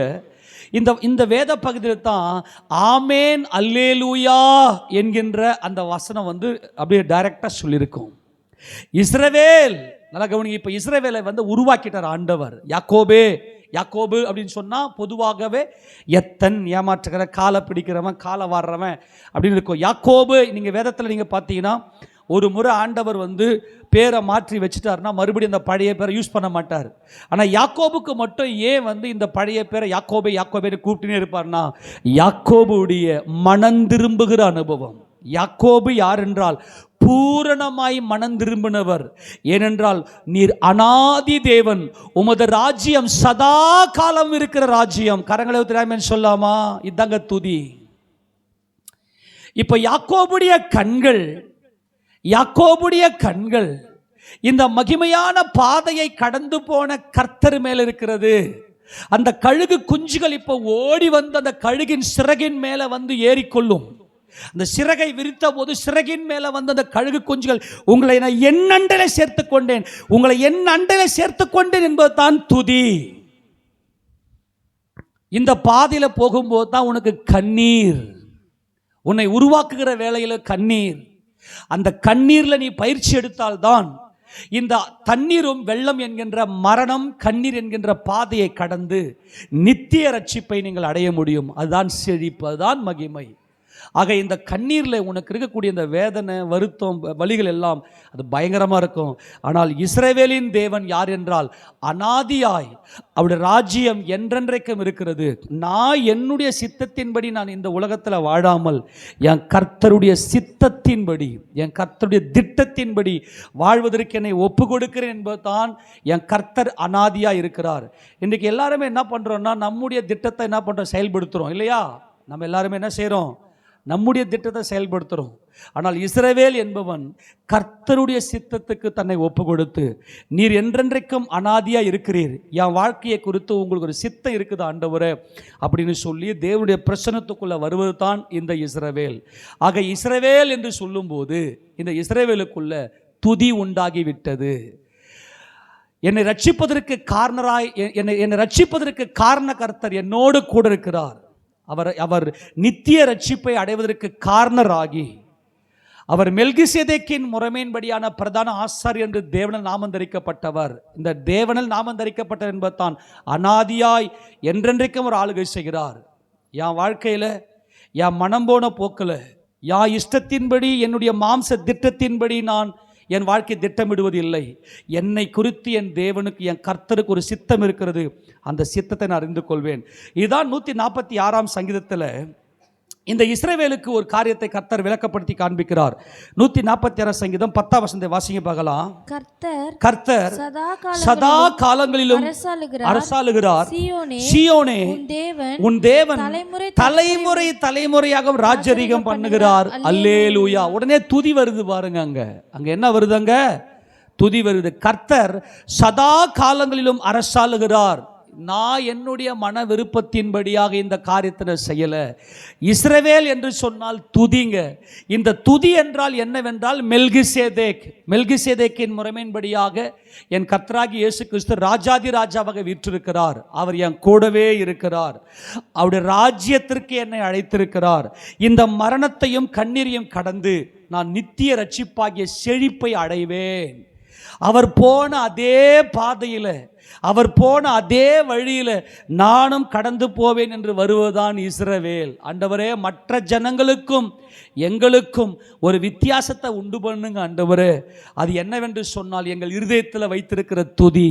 அந்த துதி என்னவென்றால், என் ஆண்டவராகிய இயேசு கிறிஸ்து சதா காலமும் அவர் அரசாளுகிறார். சதா காலம்னா எப்போ? உலகம் தோன்றுவதற்கு முன்பதாகவே உலக தோற்றத்துக்கு முன்பதாகவே அவர் ராஜாதி ராஜாவாக இருக்கிறார். ராஜ்யமும் வல்லமையும் மகிமையும் என்றென்றைக்கும் என் தேவனுக்கே சொந்தமானவைகள் என்பதுதான் யாக்கோபு இஸ்ரவேல். யாக்கோபு என்றால் தன்னுடைய பாவங்களை, தன்னுடைய பலவீனங்களை எல்லாம் நல்லா உணர்ந்தவராய் கர்த்தருடைய சமூகத்தில் முழு மனதோடு தம்மை அவருடைய சித்தத்துக்கு ஒப்பு கொடுத்தவர் தான் யாக்கோபு. அவருடைய சித்தத்தின்படியே தன்னுடைய இருதயத்துக்குள்ள துதியை உண்டாக்கப்பட்டவர் தான் இஸ்ரவேல். இவர்கள் என்ன செய்வார்கள் என்றால், இந்த துதி என்று சொன்னால் எப்போதும் என் கர்த்தருடைய நாமத்தை என்னில் மகிமைப்படுத்துவேன். எப்போதும் என் கர்த்தருடைய நாமத்தை என்ன பண்ணுவேன்? என்னில் மகிமைப்படுத்துவேன். 132ஆம் சங்கீதம் 132வது சங்கீதத்தில் அதில் ஒன்னில்தே வாசிங்க பார்க்கலாம். ஒன்னில்தே வாசி 35 அல்லேலூயா அல்லேலூயா. கர்த்தருடைய நாமத்தை துதியுங்கள். கர்த்தருடைய நாமத்தை துதியுங்கள். கர்த்தரின் ஊழியக்காரரே இந்த துதி தாங்க இஸ்ரவேல். யாக்கோபு என்பது அவன் ஒரு சிருஷ்டிக்கப்பட்ட ஒரு சாதாரண மாம்சத்தோடும் இரத்தத்தோடும் இருக்கக்கூடிய ஒரு மனிதன். ஆனால் இஸ்ரவேல் என்பது அவன் உருவாக்கப்பட்டவன். அவனுக்குள்ளே இப்ப துதி வந்து விட்டது. அவன் கர்த்தருடைய ஊழியக்காரன். இவன் எல்லா நேரத்திலையும் கர்த்தரையே துதிக்கிறான். நல்லா கவனிங்க. அல்லேலூயா. கர்த்தருடைய நாமத்தை துதியுங்கள். கர்த்தரின் ஊழியக்காரரே துதியுங்கள். கர்த்தருடைய நாமம் என்ன? யெகோவா. யெகோவா என்றால் யாரு? இயேசு கிறிஸ்து. இந்த இயேசு கிறிஸ்துவை அறிந்தவர், தன்னுடைய இருதயத்துக்குள்ளே பூரணமாய் அவரை தரித்து கொண்டவர். இயேசு கிறிஸ்து என் இருதயத்தில் அவர் பூரணமாய் இருக்கிறார் என்பதுதான் ஊழியக்காரன். இவனால மட்டும்தான் அக்கினியும் தண்ணீரும், அதாவது மரணத்தை கடக்க முடியும். இந்த அக்கினியும் தண்ணீரும் என்பது மரணம். நீ பயப்படாத, நான் உன் கூட தான் இருக்கிறேன். நமது கர்த்தர் மரணத்தை ஜெயித்தவர். எத்தனை பேர் விசுவாசிக்கிறீங்க? அதாங்க அந்த விசுவாசம் தாங்க இஸ்ரவேல். என் கர்த்தர் அவர் மாம்சத்தில் நாட்களிலே அவர் தம்மை மரணத்திற்கு ரட்சிக்க வல்லமை உள்ளவரை நோக்கி பலத்த சத்தத்தோடும் கண்ணீரோடு வேண்டுதல் செய்து விண்ணப்பம் பண்ணினவர் என்று விசுவாசிப்பதே துதி. கர்த்தராகிய இயேசு கிறிஸ்துவை விசுவாசித்தவரே இஸ்ரவேல். இந்த இஸ்ரவேல் எப்பொழுதும் கர்த்தருக்கு மகிமை. எனக்கு ஒன்றுமே இல்லை, என் மாம்சம் அழியட்டும், என் மாம்சம் ஒன்றும் இல்லை, என் கர்த்தருடைய நாமம் என்னில் மகிமை பெறட்டும் என்று சொல்லி உலக வழக்கத்தின்படி நம்முடைய வாழ்க்கை அமையாமல் கர்த்தருடைய சித்தத்துக்கு நம்மை ஒப்பு கொடுப்பது என்பதுதான் இந்த இஸ்ரவேல். உடனே 2ஆம் வசனத்தை வாசிக்க போகலாம். கர்த்தருடைய வீட்டிலும் நமது தேவனுடைய ஆலய பிராகாரங்களில் நிற்கிறவர்களே கர்த்தரை துதியுங்கள். இப்ப எங்க நிக்கிறோம்? இப்ப எங்க வந்துட்டோம்? கர்த்தருடைய வீடு. இந்த கர்த்தருடைய வீடு என்பதுதான் நம்ம தேவனுடைய ஆலய பிராகாரம் என்பதுதான் அந்த செழிப்பு. அதுதான் தேவனுடைய அந்த மகிமையின் பிரகாசம். அந்த செழிப்பு என்பது நித்திய ராஜ்யம், தேவனுடைய அந்த தேசம். அங்கே அந்த செழிப்புள்ள தேசம், அங்கே கனிகளும் நன்மைகளும் நிறைந்த அந்த தேசம். அதை நோக்கி நம்ம பிரயாணப்பட்டு கொண்டிருக்கிறோம். இப்போது நம் கர்த்தருடைய வீட்டிலும் அவருடைய தேவனுடைய ஆலய பிராகாரங்களும் நிற்கிறவர்கள். இந்த நிற்கிறவர்கள் என்பது துதி. இப்போ நம்மளாம் துதிக்கும் போது நம்ம என்ன பண்றோம்? நிற்கிறோம் இல்லையா? கர்த்தருக்கென்று வைராக்கியம் பாராட்டி நிற்கிறது என்பது கர்த்தருக்கென்று வைராக்கியம் பாராட்டிய உலக வழக்கத்தை உடைத்து, மரணமாகிய உலக வழக்கத்தை உடைத்து, என்னுடைய வாழ்க்கையில் என் கர்த்தருடைய நாமம் மகிமைப்படும்படியாய் நான் உலகம் போகிற பாதையில் போக மாட்டேன். இந்த தண்ணீரையும் இந்த அக்கினியும் நான் கடந்து என் கர்த்தருடைய செழிப்பை நான் அடைவேன். நம்ம எல்லாரும் கர்த்தருடைய செழிப்பை அடைய வேண்டும். அந்த செழிப்பை அடைய வேண்டும் என்றால் குறுக்கேடு இருப்பது தண்ணீரும் அக்கினியும். ஆனால் அதற்காகத்தான் யாக்கோபாகிய உன்னையும் என்னையும் அவர் அழைத்து இஸ்ரவேல் என்கின்ற அந்த துதியை நமக்குள்ளே அவர் உருவாக்குகிறார். இந்த துதி ஒரு மனிதனுக்குள் இருக்குமேயானால், இந்த துதி ஒரு மனிதனுக்குள் இருக்குமேயானால் அவன் அக்கினியும் தண்ணீரையும் கடந்து செழிப்புக்குள்ளே கடந்து விடுவான், செழிப்பை அடைந்து விடுவான். அந்த அக்கினியும் தண்ணீரையும் கடப்பதற்கு தான் தேவன் நம்மை உருவாக்குகிறார், கர்த்தர் நம்மை உருவாக்குகிறார். அது கழுகு தன் குஞ்சுகளை உருவாக்குவதை போல உருவாக்கி அவருடைய செட்டையின் மேலே சுமந்து கொண்டிருக்கிறார். நீங்க தனியே அல்ல, கர்த்தர் உங்க கூடவே இருக்கிறார். ஆமென் சொல்லாமா? 3ஆம் வசனத்தை வாசிங்க தொடர்ந்து. கர்த்தர் நல்லவர், அவருடைய நாமத்தை கீர்த்தனம் பண்ணுங்கள். அவருடைய நாமத்தை கீர்த்தனம் பண்ணுங்கள், அது இன்பமானது. இன்பமானது. கர்த்தருடைய நாமத்தை உன்னால கீர்த்தனம் பண்ண முடியுமா?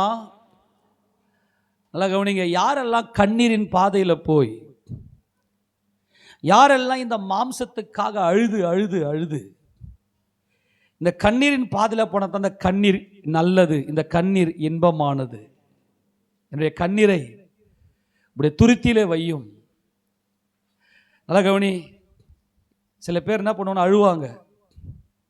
இந்த கண்ணீருக்கு இவங்க தான் காரணம், அவங்க தான் காரணம்னு சொல்லி எல்லாருக்கும் காரணத்தை காட்டி அந்த கண்ணீர் மேலே எந்த ஒரு கவனமும் இருக்காது. ஆனால் தாவீது சொல்றாரு இல்லையா, இந்த கண்ணீர் உங்களுடைய துருத்தில வையும், ஏனென்றால் அது இன்பமானது. நல்லா கவனிக்கணும். இந்த கர்த்தருடைய வழியில் நம்ம போகிறோம், இந்த அக்கினியும் இந்த தண்ணீரையும் கடந்து போகிறோம். பயங்கரமான கண்ணீர் வருது, ஆனால் இன்பமாக இருக்குது. ஏன்? இப்போ நம்ம ஆலய பிராகாரத்தில் நிற்கிறோம். என்ன, கர்த்தரனை உருவாக்கிட்டார். என் கர்த்தர் போன அதே பாதையில் தான் நான் போய் கொண்டிருக்கிறேன். இப்போ கண்ணீர் வருது எனக்கு. இப்போ முன்னாடிலாம் ஐயோ என்னுடைய பெயர் அவமானப்படுது, நான் இவ்வளவு போராட்டத்தை சகிக்கிறேன்னு சொல்லி பயங்கரமாக கண்ணீர் விட்டேன். இப்போ கர்த்தருடைய நாமத்தை கீர்த்தனம் பண்ணுகிறேன். எந்த இடத்துல நின்னாலும் என் கர்த்தராகி இயேசுராஜ், ஏன்னா அவர் அவர் அவர் அநாதி காலமாக இருக்கிறார். அவர் சதா காலமாக அரசாட்சி செய்கிறார். அவர் தலைமுறை ராஜரீகம் பண்ணுகிறார். இப்போ கர்த்தருடைய நாமத்தை நான் கீர்த்தனம் பண்ணுறேன், அது எனக்கு இன்பமாக இருக்கிறது. இதுதான் இஸ்ரவேல் உருவாக்கப்பட்டவன். என்னை பற்றி என்ன சொன்னாலும், எவ்வளவு என்ன பேசினாலும் அது எனக்கு ஒன்றுமே வரத்தில்லை. இதுதான் இஸ்ரவேல், இதுதான் உருவாக்கப்பட்டவன், இதுதான் மரணத்தை ஜெயித்தவன், இதுதான் துதியை தனக்குள்ளே கொண்டவன். அதுதான் இந்த 3ஆம் வசனத்தில் ஆழமாக சொல்றார். இவங்க தான் ஊழியக்காரர். கர்த்தர் நல்லவர், அவருடைய நாமத்தை கீர்த்தனம் பண்ணுங்கள். அது எப்படிப்பட்டதா? இன்பம். இது கண்ணீர்னால மட்டும்தாங்க வரும். கர்த்தருடைய நாமத்தை கீர்த்தனம் பண்ணுவது இன்பமானது என்பது கண்ணீரின் பாதையில் உருவாக்கப்பட்ட இஸ்ரவேல். ஏன்னா ஒவ்வொருத்தனும் அவன் பெயரை பெருமைப்படுத்துகிறான். அவனுடைய பெயரை அவன் என்ன செய்கிறான்னா மகிமைப்படுத்திக்கிறான். யான் பேர் இந்த பூமியில் நிலநாட்ட வேண்டும்னு பிரயாசப்படுறான். இப்போ நீங்களும் பாருங்களேன், நீங்கள் கடந்து வந்த பாதி அப்படியே கொஞ்சம் திரும்பி பாருங்கள் பார்க்கலாம். எத்தனை நாட்கள் உங்கள் வாழ்க்கையில் கண்ணீர். அந்த கண்ணீர் ஏன் அப்படின்னா, உங்களை நிந்திச்சிருப்பாங்க, உங்களை மற்றவங்க திட்டிருப்பாங்க, நீங்கள் செய்கிற நற்காரியங்களை உங்களை பாராட்டி இருக்க மாட்டாங்க, உங்களை பார்த்து எதனால பேசியிருப்பாங்க, இரவும் பகலமாக அழுது அழுது அழுது உட்காந்துருப்பீங்க. ஏன்? உங்கள் பெயர் யாக்கோபு, அதுதான் யாக்கோபு, அது பழைய மனுஷன். ஆனால் இஸ்ரவேல் என்பது முழுவதுமாய் உருவாக்கப்பட்டது.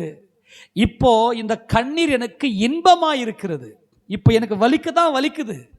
இப்போ நான் கண்ணீர் தான் வடிக்கிறேன். இந்த அக்கினியும் இந்த தண்ணீரையும் கடந்து போகும்போது எனக்கு கண்ணீர் தான் வருது, ஆனால் இன்பமாக இருக்குது. இதை நீங்கள் சாதாரணமாக இந்த சத்தியத்தை புரிஞ்சிக்க முடியாது. நீங்கள் கொஞ்சம் நல்லா உங்கள் ஜீவியத்தை கொஞ்சம் அலசி பார்த்து, உங்களுடைய ஜீவியத்தின் மேலே உங்களுக்கு ஒரு கேள்வியெல்லாம் இருக்குமே. ஆனால் முன்னாடிலாம் நான் அழுதேன், அப்போல்லாம் எனக்கு பயங்கரமாக வலியாக இருந்துச்சு, பயங்கரமாக கண்ணீர் விட்டேன். பயங்கரமான கண்ணீர், சாதாரண கண்ணீர் அல்ல. ஏனென்றால் மற்றவர்கள் எல்லாரும் என்னை நிந்தித்தார்கள். அது என் பேர், அது என்னை பெருமைப்படுத்தக்கூடிய காரியத்துக்காக நான் அழுதேன். ஆனால் இப்போது நான் தீயையும் தண்ணீரையும் கடந்து போகிறேன். என் கர்த்தருடைய நாமத்தை நான் கீர்த்தனம் பண்ணுகிறேன். இப்போ எனக்கு இன்பமாக இருக்கிறது.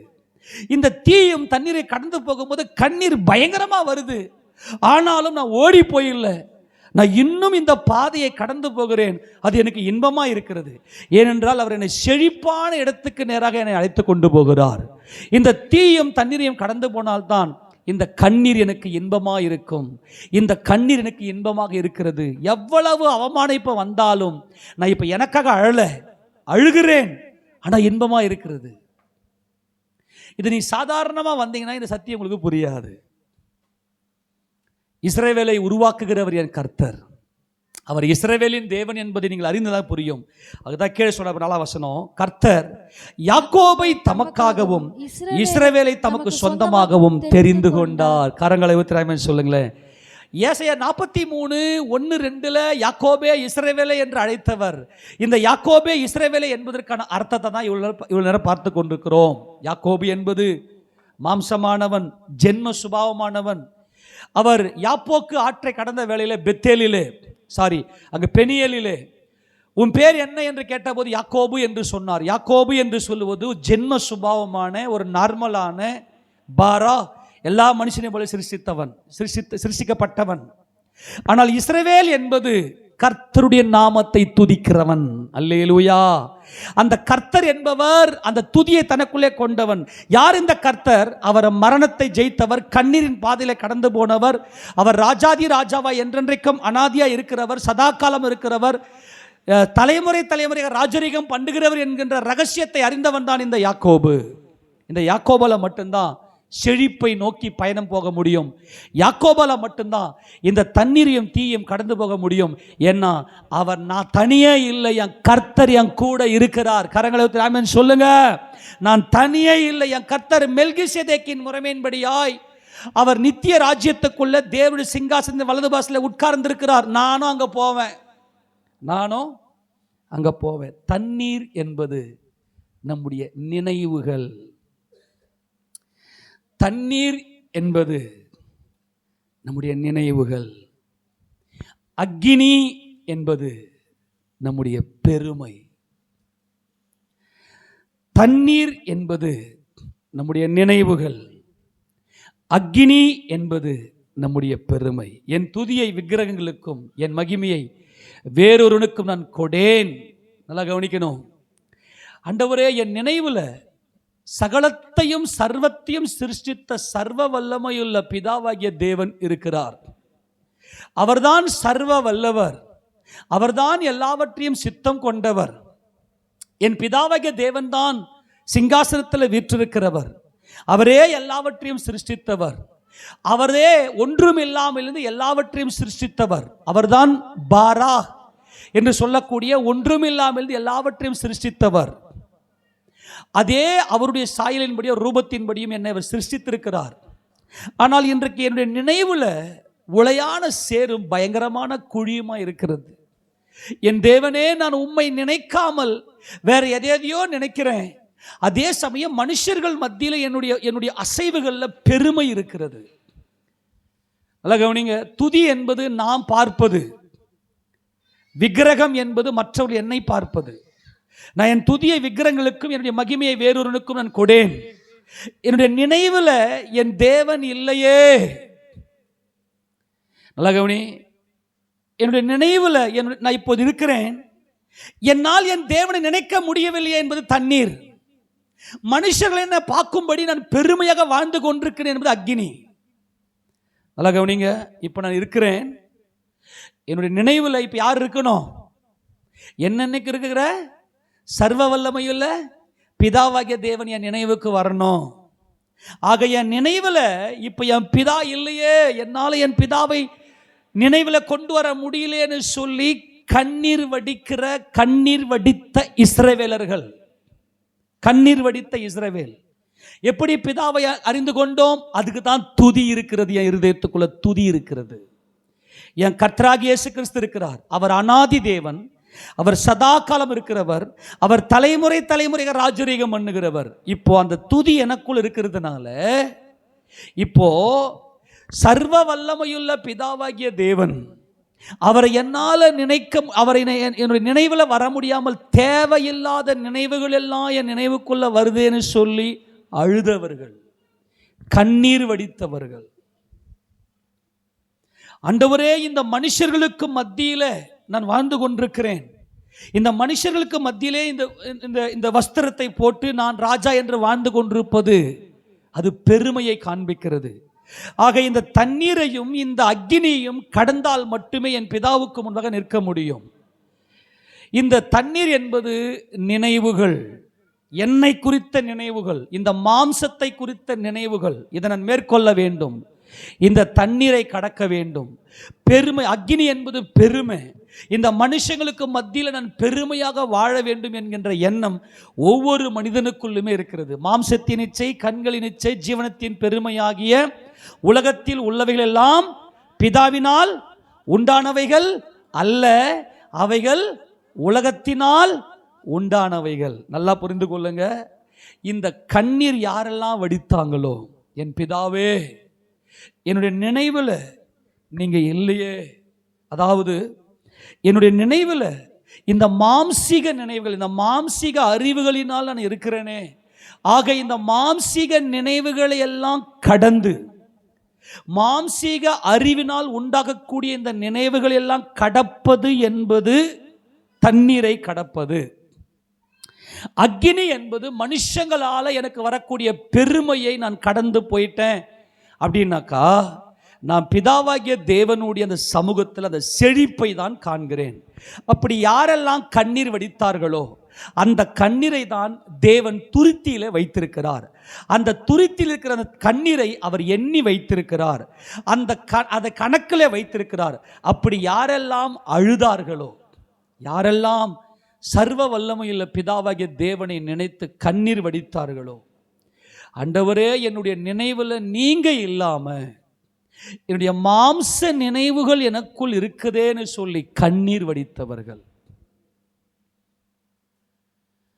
ராஜ்யமும் வல்லமையும் மகிமையும் என்றென்றைக்கும் உம்முடையவைகளே தேவனே, ஆனா மனுஷங்க என்ன பெருமையா பேசணும்னு நினைச்சனேன்னு சொல்லி கண்ணீர் வடித்தவர்கள். இவங்க தான் என்ன செய்யறாங்கன்னா, மகிமை அடைந்தவர்களாய் மெல்கிசேதேக்கின் முறைமையின்படியான பிரதான ஆசாரியர்களாக செழிப்பான இடத்துல கொண்டு போய் பிதாவாகிய தேவனுடைய சமூகத்தில் முன்பாக நிற்கிறாங்க. இதற்கு உருவாக்குறவர் தான் நமது கர்த்தராகிய இயேசு கிறிஸ்து. இதுதான் யாக்கோபை இஸ்ரவேலாக உருவாக்குகிறார். இதை நம்ம வாசித்து நம்ம முடிக்க போகிறோம். இப்போ எடுத்து வாசிங்க பார்க்கலாம். வெளிப்படுத்தின விசேஷம் 21ஆம் அதிகாரம் 4ஆம் வசனத்தை வாசிக்கலாம். அவர்களுடைய கண்ணீர் யாவையும் தேவன் துடைப்பார். வெயிட், அதுதான் நான் ஆரம்பத்திலே இந்த வசனத்தை காட்டிட்டேன். என்ன வசனம்? கண்ணீர். என் அலைச்சல்களை தேவரீர் எண்ணியிருக்கிறீர், என்னுடைய கண்ணீர் உம்முடைய துருத்தியிலே வையும், அவைகள் உன்னுடைய கணக்கில் அல்லவோ இருக்கிறது. யாருடைய கண்ணீரை யார் துடைக்கிறது? 4ஆம் வசனம் வாசி, 21 வாசி.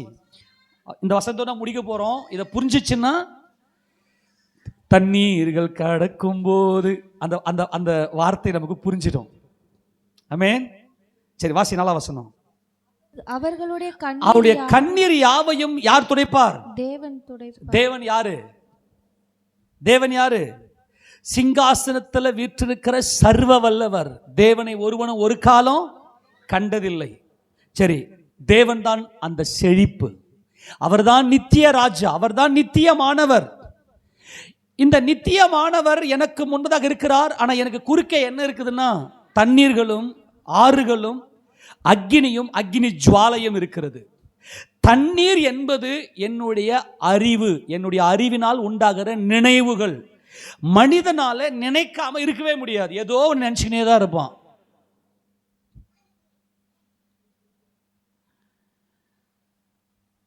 நல்லா கவனிங்க. எப்பவுமே வேதத்தில் எழுத்தின்படியே பார்க்குற அந்த பார்வையும் இருக்கிறது, அதனுடைய உண்மையான ஆவிக்குரிய பார்வையில் பார்க்குற பார்வையும் இருக்கிறது. ஏசாயா 43:2 நீ தண்ணீர்களை கடக்கும்போது நான் உன்னோடு இருப்பேன், நீ ஆறுகளை கடக்கும்போது அவைகள் உன்மேல் பொருளுவதில்லை, நீ அக்கினி நடக்கும்போது நீ வேகாதிருப்பாய், அக்கினி ஜுவாலை உன் பேரில் பற்றாது என்று சொன்னதுக்கான அர்த்தம் என்னன்னா, தண்ணீர்கள் என்பது என்னுடைய நினைவுகள். இப்போ நம்ம இங்கே உட்காந்துருப்போம், எதையோ ஒன்று நினச்சிக்கினே இருப்போம், சுரந்துக்கினே இருக்கும். அந்த தண்ணீர் என்ன பண்ணோம்? தண்ணீர் நினைவுகள் சுரந்து கொண்டே இருக்கும். உன்னையும் என்னையும் தேவன் படைத்த நோக்கம் என்னவென்று சொன்னால், நம்முடைய நினைவில் துதி உண்டாக வேண்டும், துதி உண்டாக வேண்டும். மற்ற ஜனங்களுக்கும் நமக்கும் ஒரு வித்தியாசம் இருக்கிறது. நமக்குள்ள துதி இருக்கிறது. யார் பிதாவாகிய தேவனை சந்திப்பார்கள் என்றால் கண்ணீர் வடித்தவர்கள். என்ன கண்ணீர் வடித்தவர்கள்? என் தேவனே, 24 மணி நேரமும் எப்போதும் என்னுடைய நினைவில் சர்வ வல்லவரை துதிப்பதே துதி. அவர் இருந்தவர், இருக்கிறவர், வருகிறவர். பிதாவாகிய தேவன் எப்படிப்பட்டவர்? நல்லா கவனிக்கணும். முன்னாடி நான் இருந்தேன், இப்போது இருக்கிறேன், நாளைக்கு இருப்பேன், இல்லையா? ஆக என்னுடைய மாம்சீக நினைவுகள் தண்ணீர், ஜனங்களுக்கு மத்தியில் பெருமை. தண்ணீர் என்பது நினைவுகள், அக்கினி என்பது பெருமையான காரியங்கள். நாம் செய்கிற ஒவ்வொரு காரியமே மனுஷனுடைய பெருமைக்கு நேராக கொண்டு போகும். என்னப்பா வீடெல்லாம் கட்ட, என்னப்பா வாகனம்லாம் வாங்கிட்ட, நம்ம கையில் வரக்கூடிய எந்த ஒரு காரியமாக இருக்கட்டும் அது பெருமைக்கு நேராக கொண்டு போகும். அது மனுஷனுக்குள்ளே இயல்பாக உள்ளே போகும். இதை கடந்து போகணும். ஆண்டவரே, என்னுடைய நினைவில் என் சர்வ வல்லவர் இல்லையே, என் சர்வ வல்லவரை நினைத்து, பிதாவாகிய தேவனை நினைத்து, உங்களில் யாராகிலும் கர்த்தருடைய பரிசுத்த நாம் மகிமைப்படுவதாக. இன்னைக்கு எத்தனையோ பரிசுத்தவான்கள் பிதாவாகிய தேவனை நினைத்து, பிதாவாகிய தேவனுக்கு முன்பதாக நான் அசைகிறேனே, என்னுடைய நினைவுகள் தான் அசையுது இல்லையா? என்னுடைய நினைவுகள் தான் என்ன பண்ணுதுங்க? அசைகிறது. என்னுடைய நினைவுகள் தான் அசையுது. நான் என்ன நினைக்கிறேன் அதுக்கேற்ற மாதிரி தான் அசைவேன். என் நினைவில் என் கர்த்தர், என் தேவனை என் தேவன் இல்லையே, என் தேவன் இல்லாமல் என் நினைவில் நான் இருக்கிறேனே, என் நினைவில் நான் இருக்கிறேனே. இதுதான் தண்ணீர்கள். அக்கினி என்பது ராஜ்யமும் வல்லமையும் மகிமையும் என்றென்றைக்கு உம்முடையவைகளே. ஆனால் மனுஷங்க என்ன பெரும், யாராக என்னை பற்றி ஏதோ பேசும்போது எனக்கு எரிச்சல் வந்துச்சு இல்லை, நான் கோவப்பட்டேன் இல்லை, அதையெல்லாம் உணர்ந்து யாரெல்லாம் கண்ணீர் வடித்தாங்களோ, யாரை நினைத்து? பிதாவாகிய தேவனை நினைத்து. உங்க மனசிலிருந்து மனசு உள்ளம் உடைக்கப்பட்டு இந்த கண்ணீர் வரும் பாருங்க. இந்த தண்ணீரையும் தீயும் யார் கடந்து போவாங்கன்னா இஸ்ரவேல். இந்த இஸ்ரவேலுக்குள்ள தான் துதி இருக்கிறது. அந்த துதிக்காகத்தான் கர்த்தர் நம்மை உருவாக்குகிறார். நான் உனக்காக தீயும் தண்ணீரை கடந்து போனவர். நான் உனக்காக மாம்சத்தில் வந்து மரணத்திலிருந்து என்னை ரட்சிக்கும்படியாக என் தேவனை நோக்கி நான் கண்ணீர் வடித்தவர். ஆக என்னை உன் இருதயத்தில் தரித்துக் கொள்வது துதி. இந்த துதி இருக்கிறவங்க மட்டும்தான் இந்த நினைவுகளை ஓவர் கம் பண்ணுவாங்க. பிதாவாகிய தேவனை பார்க்கும்போது நம்ம மகிமை அடைஞ்சிட்டு இருப்போம். எத்தனை பேர் விசுவாசிக்கிறீங்க? ஆமென் சொல்லுங்க. பிதாவாகிய தேவன், அதான் செழிப்பு. அதான் பாலும் தேனும் ஓடுகிற செழிப்புள்ள கானான் தேசம். பிதாவாகிய தேவனை நாம் பார்க்கும்போது மகிமை அடைஞ்சிட்டு இருப்போம். யார் மகிமை அடைகிறாங்கன்னா கண்ணீர் வடித்தவர்கள். அந்த செழிப்பை நினைத்து இந்த அக்கினியும் இந்த தீயும் கடந்தவர். ஆண்டவரே, என் நினைவில் தேவையில்லாத காரியங்கள் வருது, ஆண்டவரே என் நினைவில் ஏதோ எண்ணங்கள் வருதேன்னு சொல்லி, என் பிதாவே உமக்கு விரோதமாய் என்னுடைய நினைவில் இப்படிப்பட்ட நினைவுகள் வருதேன்னு சொல்லி கண்ணீர் வடித்தவர்கள். ஆண்டவரே, நான் செய்கிற காரியங்கள் பெருமைக்காக செய்திருக்கிறேனே, மனுஷங்கள்லாம் என்னை பெருமையாக பேசணும்னு நினைச்சனேன்னு சொல்லி கண்ணீர் வடித்தவர்கள். இது ரெண்டுத்தையும் கடந்துட்டவங்க. ஓப்பனாக சொல்ல போனால் தன்னுடைய முகத்தையும் தன்னுடைய அசைவையும் ஜெயித்தவங்க, தன்னுடைய இருதயத்துக்குள்ள கண்ணீர் வடித்தவங்க. இதுதான் என்னுடைய உண்மையான தன்மை. எழுத்தின்படியேயான தண்ணீரையும் தீயும் கடந்து போவது என்பது எழுத்தின்படி. இந்த உலகத்தில் எவ்வளவு போராட்டம் பிரச்சனை இருந்தாலும் கர்த்தர் நம்மோடு கூட இருந்து எல்லாவற்றையும் கடக்க செய்கிறார், நம்ம செழிப்புகிறதை கொண்டு போகிறார். இதனுடைய எழுத்தின்படியே இருக்கக்கூடிய வசனத்தின்படியே கர்த்தர் நம்மோடு தான் இருக்கிறார். இதனுடைய உண்மையான ஆவியின்படியான தன்மை என்னவென்று சொன்னால், நீங்க அழுவீங்க பாருங்க. என் நினைவில் என் தேவன் நீர் இல்லையே, என் நினைவில் வேற எதையோ நான் சிந்தித்திருக்கிறேனேன்னு சொல்லிட்டு அந்த நினைவில் அழுவாங்க. அந்த கண்ணீர் வடிப்பாங்க பாருங்க. அந்த கண்ணீர், அவருடைய கண்ணீர் யாவையும் தேவன் துடைப்பார். உங்களுக்கு இந்த அனுபவம் இருக்குமே ஆனால் நீங்கள் வருகையில் எடுத்துக்கொள்ளப்படுவது சத்தியம். அந்த கண்ணீர், ஒரு சொட்டு கண்ணீர் கூட தேவன் அதை வீணடிக்க விரும்பாதவர், வீணடிக்க மாட்டார். அவர் நீதி உள்ளவர். என் தேவனே, என் நினைவில் நீர் இல்லையே, அதான் தண்ணீர். அக்கினி என்பது மற்ற மனுஷங்களுக்கு மத்தியில் பெருமையா வாழ்ந்தனேன்னு அழுவாங்க பாருங்க. ஐயோ, ஜனங்க என்னை குறித்து பேசும்போது என் மனசு வலிச்சுதே, யாரோ என்னுடைய கிரியைகளை குறித்து பேசும்போது என் மனசு வலிச்சதே, ஆண்டவரே பெருமை எல்லாம் மகிமை எல்லாம் உமக்குத்தானே ஆண்டவரே அப்படின்னு கண்ணீர் வடித்தவர்கள். ஆக இவர்கள் எப்படிப்பட்டவர்கள் என்றால், நல்லா கவனிக்கணும், மறுபடியும் சொல்றேன். நீ தண்ணீர்களை கடக்கும்போது, ஆண்டவரே என் நினைவில் தேவையில்லாத அசுத்தங்கள், என் பிதாவை நினைக்கலையே நீ அழுவப்பாரு. அப்ப கர்த்தர் சொல்றார், உன் கூட நான் இருக்கிறேன். ஏனென்றால் என் பிதாவுக்கு பிரியமானவர்கள் எப்போதும் செய்கிறபடியால் என் பிதா என்னை தனியே இருக்க விடவில்லை. பிதாவை கண்டவர் இவரே. அல்லேலூயா. நீ அழறியா? என்னை விசுவாசித்து என் பிதாவை நீ நோக்கி பார்க்க. என்னை விசுவாசித்து உன் இருதயத்தில், இஸ்ரவேலே, உன் இருதயத்தில் நீ என்னை தரித்து கொண்டு, நீ என்னை தரித்து கொண்டதுனால துதி உண்டானதில் என் பிதாவை நோக்கி பார்க்கிறாய். ஆனால் பிதாவே, என் நினைவில் எனக்கு வேற ஏதோ வருதுன்னு சொல்லி அழுதையா? நான் உன் கூட தான் இருக்கிறேன். நீ தண்ணீர்களை கடக்கும் போதும் இந்த மாம்சத்தோடு இருக்கிற மாம்ச நினைவுகள் வந்து உன்னை அலைகழிக்கிறது. மாம்ச நினைவுகள் வந்து உன்னை உன்னை உன்னை உன்னை சிறையாக்குகிறது. ஆனால் அந்த நேரத்தில் ஆண்டவரே, என் பிதாவே, நான் உமக்கு விரோதமாக என்னுடைய நினைவில் வேற ஏதோ வருதே, உம்மை நினைக்கலன்னு சொல்லி கதறி கதறி கதறி அழுதிருப்பீங்க. இதான் தண்ணீரை கடக்கும் போதும் இயேசு ராஜா சொல்றாரு, இஸ்ரவேலே, நான் உன்னோடு கூட இருக்கிறேன். அக்னி நடக்கும் போது யாரோ மனுஷங்க நமக்கு விரோதமாக பேசும்போது வலிக்கும். என் தேவனே, ராஜ்யமும் வல்லமையும் மகிமையும் என்றென்றைக்கு உம்முடையவைகள் அல்லவா, ஆனால் இன்றைக்கு எனக்கு வலிக்குதேன்னு சொல்லி உபவாசம் பண்ணி தேவ சமூகத்தில் அழுது அந்த கண்ணீருக்கு பக்கத்தில் கர்த்தர் சொல்றாரு, நான் உன் கூட இருக்கிறேன். ஆக இவளுடைய கண்ணீரை தேவன் துடைப்பார். வருகையில் யாரு போறாங்க? வருகையில் யார் எடுத்துக்கொள்ளப்படுறாங்க? முதலாவது கிறிஸ்துவுக்குள் மரித்தவர்கள் முதலாவது எழுந்திருப்பார்கள். தண்ணீரையும் அக்னியையும் கடந்து விட்டவர்கள். தண்ணீர் என்பது, ஆண்டவரே, பஸ்ல போறேன், ஏதோ ஒரு சினிமா பாட்டை நான் கேட்கிறேன், அந்த பாட்டு என் இருதயத்துக்குள்ள ஓடுது. தண்ணீர் தானே? ஐயோ அசுத்தங்கள் ஆண்டவரே. வெளியே போறேன், ஏதோ ஒரு நியூஸை பார்க்குறேன், அந்த நியூஸ் திடீர்னு நினைவில் ஓடுது. ஐயோ தண்ணீர். எத்தனை பேர் கதறி அழுதுருக்கிறீங்க? ஆண்டவரே, நான் சொல்றது யாரும் கையில் தூக்க வேணாம். ஒருவேளை உங்களுக்கு இது நடந்திருக்குமே, ஆனால் நீங்கள் வருகையில் எடுத்துக்கொள்ளப்படுது நிச்சயம். நீங்கள் மகிமை அடைந்து தேவன் உங்கள் கண்ணீரை துடைத்து அவரை முகமுகமாய் தரிசிக்க வைப்பார். ஏனால் இயேசு கிறிஸ்து உங்க இருதயத்தில் இருக்கிறார். இந்த கழுகு குஞ்சுகள் யார் சட்டையின் மேலே ஏறி இருக்குது? இப்ப கூட்டை கலைச்சதுமே ஓடி வந்து இந்த கழுகு குஞ்சுகள் கழுகு சட்டையின் மேல் இருக்கிறது. அதுதான் துதி, அதுதான் இஸ்ரவேல். தண்ணீரை கடந்தாலும் அக்னியிலே கடந்தாலும், ஆண்டவரே, மற்றவங்க என்னை பத்தி பேசும்போது எனக்கு வலிச்சது பானு போய் பாரு. மற்றவங்க திட்டினாங்க, எனக்கு வலிச்சது என்பது யாக்கோபு.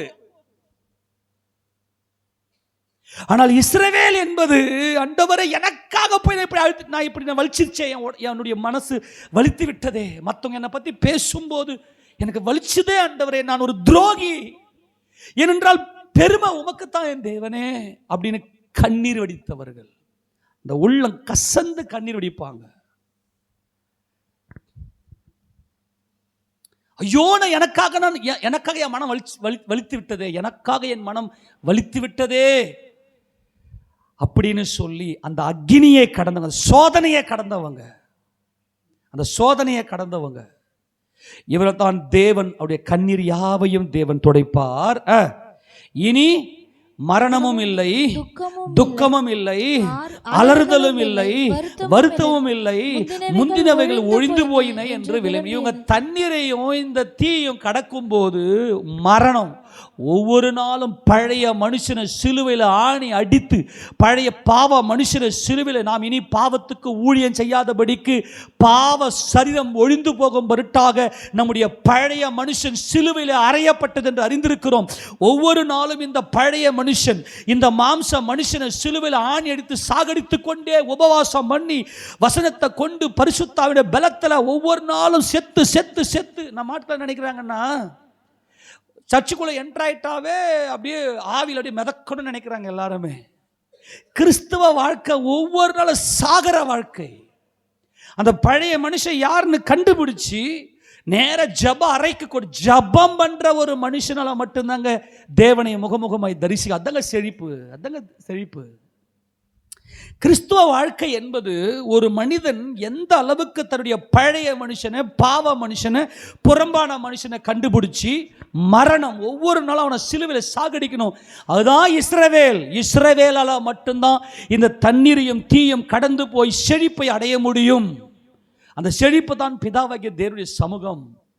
அங்க வாசிங்க, 3ஆம் வசனம் வாசிங்க. மேலும் பரலோகத்திலிருந்து உண்டான ஒரு பெருஞ்சத்தத்தை கேட்டேன். அது இதோ மனுஷங்களிடத்திலே தேவனுடைய வாசஸ்தலம் இருக்கிறது. எங்கயா? இந்த மனுஷங்க என்ன பண்ணிட்டாங்க? தேவனை போய் முகமுகமா தரிசிக்கிறாங்க. கரங்களை உயர்த்தி எல்லாம் ஒரு ஆமென் சொல்லுங்க பார்க்கலாம். எப்பொழுது இந்த சம்பவம் நடக்குது? 4ஆம் வசனத்தை ஃபர்ஸ்ட் பார்த்தோம். 4ஆம் வசனத்துல கண்ணீர் யாவையும் தேவன் துடைப்பார். ஏன்னா இந்த கண்ணீர் என்பது என்னன்னா, தண்ணீரையும் தீயையும் கடந்தவர்கள். ஆமென் சொல்லுங்க பார்க்கலாம். தண்ணீர்னா என்ன? நீங்க சொல்லாம நீங்க விட மாட்டேன். தண்ணீர்னா என்ன? என் மாம்ச நினைவுகள் அல்ல, மாம்ச நினைவுகள். சொல்லுங்க பார்க்கலாம். அக்னினா என்ன? மாம்ச பெருமை. சொல்லுங்க. என்னுடைய இதுக்காக கண்ணீர் வடிச்சவங்க இவங்க தான் அக்னியும் தீயும் கடந்தவங்க. இயேசு ராஜா மாம்சத்தில் இருந்த நாட்களில் தம்மை மரணத்தினின்று ரட்சிக்க வல்லமை உள்ளவரை நோக்கி பலத்த சத்தத்தோடும் கண்ணீரோடும் வேண்டுதல் செய்து. ஆமென் சொல்லுங்க. யாக்கோபு என்றால் பழைய மனுஷன். அவன் ஒரு பாவ மனுஷன், புறம்பான மனுஷன். ஆனால் பாவத்தை உணர்ந்தவன். யாக்கோபை போல பாவத்தை உணர்ந்தவன் யாருமே இல்லை. கர்த்தராகி இயேசு ராஜாவுக்கு விலையேற பெற்றவன் யார் சொல்லுங்க? மனந்திரும்பின பாவி. ஆமென் சொல்லுங்க பார்க்கலாம். மனந்திரும்பின ஒரு பாவி தன் பாவத்தை உணர்ந்து தன் பாவத்தை மனஸ்தாபப்பட்டு தன் பாவத்தை அறிக்கை செய்தவன் தான் இந்த யாக்கோபு. அதனால் தான் யாக்கோபே உனக்கு நான் இருக்கிறேன். இந்த இஸ்ரவேல் என்பவன் துதியினால் நிரப்பப்பட்டவன். இந்த இஸ்ரவேல் என்பவன் உருவாக்கப்பட்டவன். இந்த இஸ்ரவேல் உருவாக்கப்பட்ட இந்த இஸ்ரவேல் தான். வா வா இங்க வா இஸ்ரவேல், வா இங்க. நீ தண்ணீரை கடந்து போ, நீ அக்னியை கடந்து போ. அங்கே ஒரு செழிப்பு இருக்கு பார், அங்கே பிதாவின் சமூகம் இருக்கு பார், அங்கே தேவராஜ்யம் இருக்கு பார் என்று சொல்லி இந்த யாக்கோபோடு கூட கர்த்தர் கூடவே நடந்து போகிறார். இந்த கண்ணீர் எனக்கு முன்னே கர்த்தர் வடித்து விட்டார். அல்லேலூயா சொல்லுங்களேன். அப்போ இவங்க என்ன பண்றாங்கன்னா, வருகையில் எடுத்துக்கொள்ளப்பட்டு பிதாவாகிய தேவனுடைய சமூகத்தை இவர்கள் தரிசிக்கிறார்கள். இதோ மனுஷரிடத்தில் தேவனுடைய வாசஸ்தலம் இருக்கிறது, அவர்களிடத்திலே அவர் வாசமா இருப்பார், அவர்களும் அவருடைய ஜனங்களா இருப்பார்கள், தேவன் தாமே அவருடைய கூட இருந்து அவருடைய தேவனாய் இருப்பார். இதோ என்பது ஒரு பயங்கரமான ஆச்சரியம். இதோ அப்படின்னா அதாவது இயற்கைக்கு அப்பாற்பட்ட ஒரு சம்பவம். ஆவியாயிருக்கிற தேவனை மாம்சத்தோடும் இரத்தத்தோடும் இருக்கிற மனுஷர்கள் தரிசிக்கிறார்கள். மாம்சத்தோடும் இரத்தத்தோடு இருக்கிற மனுஷர்கள் அவருடைய வாசஸ்தலத்தில் வாசமா இருக்கிறார்கள். அது எவ்வளவு பெரிய ஆச்சரியம். இதோ என்ன செய்தார்? அவருடைய கண்ணீர் யாவையும் தேவன் துடைப்பார். ஏன்? இவங்களுடைய நினைவுகளை கண்ட்ரோலுக்குள்ள கொண்டு வந்து தேவனுடைய நினைவினால் நிரப்பினவர்கள். புரிஞ்சு போச்சா? மாம்ச நினைவை எல்லாத்தையும் ஜெயிச்சு, மாம்ச பெருமை எல்லாம் ஜெயித்து, மாம்ச பெருமை எல்லாம் ஜெயித்து இவர்கள் ஜெயங்கொண்டவர்கள். இவர்கள் யார் அப்படின்னா, இவர்கள் தான் இஸ்ரவேல். இவர்கள் தான் யாக்கோபுடைய கிறிஸ்துவனுடைய மனவாட்டி. இப்ப ஒன்னிலே வாசிங்க பார்க்கலாம். பின்பு நான் புதிய வானத்தையும் புதிய பூமியும் கண்டேன். முந்தின வானமும் முந்தின பூமியும் ஒழிந்து போயிற்று, சமுத்திரமும் இல்லாமல். சமுத்திரம் என்பது துன்மார்க்கர். அந்த உலகத்துல துன்மார்க்கம் கிடையாது.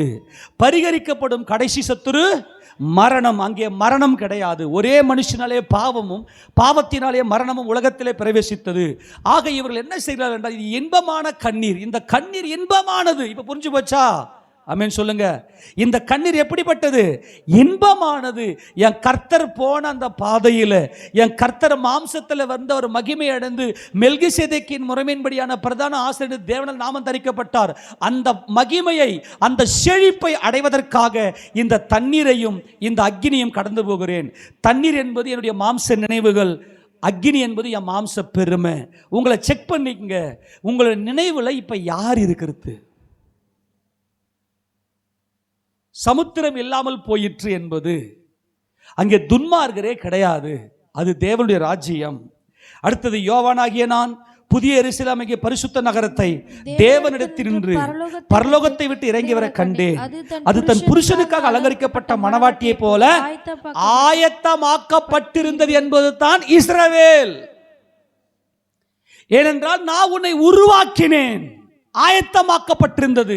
கர்த்தரே நம்மை ஆயத்தப்படுத்துகிறவர். உன்னாலே என்னாலே முடியாது. கரங்கள் சொல்லுங்களேன். உன்னை அழைத்த கர்த்தர் உன்னை ஆயத்தப்படுத்துவார். உன் கையை பிடிச்ச கர்த்தர் உன்னை ஆயத்தப்படுத்துவார். உன் நினைவுகள் பாருங்க, நம்ம சரீரத்தில் ஏன் பலவீனம் வருது? நினைவுகள். நம்முடைய சரீரத்தில் ஏற்படக்கூடிய அத்தனை வியாதிக்கும், அது இருமலா இருக்கட்டும், சளியா இருக்கட்டும், அது கேன்சரா இருக்கட்டும், அல்லது டிபியா இருக்கட்டும், வேற எந்த ப்ராப்ளமான இருக்கட்டும், நம்முடைய சரீரத்தில் ஏற்படக்கூடிய அத்தனை வியாதிக்குமே காரணம் நினைவுகள். அவ்வளவுதான், நம்முடைய நினைவுகள். இந்த நினைவுகள்ல நல்லா கவனிங்க, இந்த நினைவுகள்ல தேவன் மேல வைக்கிற அந்த விசுவாசத்துல, பூர்ணத்துல நம்முடைய சரீரம் மகிமை அடைஞ்சிரும். பலவீனங்கள்லாம் நீங்க இருக்கணும். ஏசப்பாவுடைய வருகைக்கு நம்ம போகணும்னா நம்முடைய பலவீனங்கள்லாம் சரீரத்தில் நீங்க இருக்கணும். விசுவாசத்தினாலே ஆபிரகாம் எப்படி மாம்சத்தை ஜெயித்தாரோ அந்த மாதிரி நம்ம மாம்சத்தை ஜெயித்திருக்கணும். இதுக்கு எல்லாத்துக்கும் காரணம் என்னன்னாக்கா, நீ தண்ணீரையும் அக்கினியும் நீ கடக்க வேண்டும். ஆக நீ தண்ணீரையும் அக்கினியை கடக்கும் போது, ஆண்டவரே என்னுடைய தேவையில்லாத நினைவுகள், பயங்கள் என்னை சூழ்ந்து கொள்ளுகிறது. ஐயோ, எனக்குள்ள உள்ளுக்குள்ள ஏதோ ஒரு பயம் இருக்குது, என் மனசுக்குள்ள ஏதோ ஒரு அச்சுறுத்தல் இருக்குது, எதை நினைத்தோ எதையோ நினைச்சு எனக்கு நைட்ல தூக்கம் வர மாட்டேங்குது. கர்த்தர் சொல்றாரு, அந்த நினைவுகளை நீ மேற்கொள்ளுவாய். கரங்களை தட்டி ராஜாவுக்கு மகிமை செலுத்துவாமா. மணவாளனுக்காக ஆயத்தம் பண்ணப்பட்டுகிற மணவாட்டியை போல அது ஆயத்தமாக்கப்பட்டிருந்தது. உன் கர்த்தராகிய இயேசு கிறிஸ்து உன் நினைவுகள் உனக்கு சமாதானத்தை கொடுப்பார். எத்தனை பேர் விசுவாசிக்கிற? ஆண்டவர், எனக்கு நைட்ல தூக்கம் வர மாட்டேங்குது, தேவையில்லை, எதிர்காலத்தை குறித்த பயங்களை நினைக்கிறேன், பழைய பாவங்களை நினைக்கிறேன், அல்லது பழைய பகைகளை நினைக்கிறேன், பழைய வருத்தங்களை நினைக்கிறேன். இவைகள் எல்லாம் என் மனதுக்குள்ள ஒரு பெரிய சஞ்சலத்தை ஏற்படுத்துகிறது.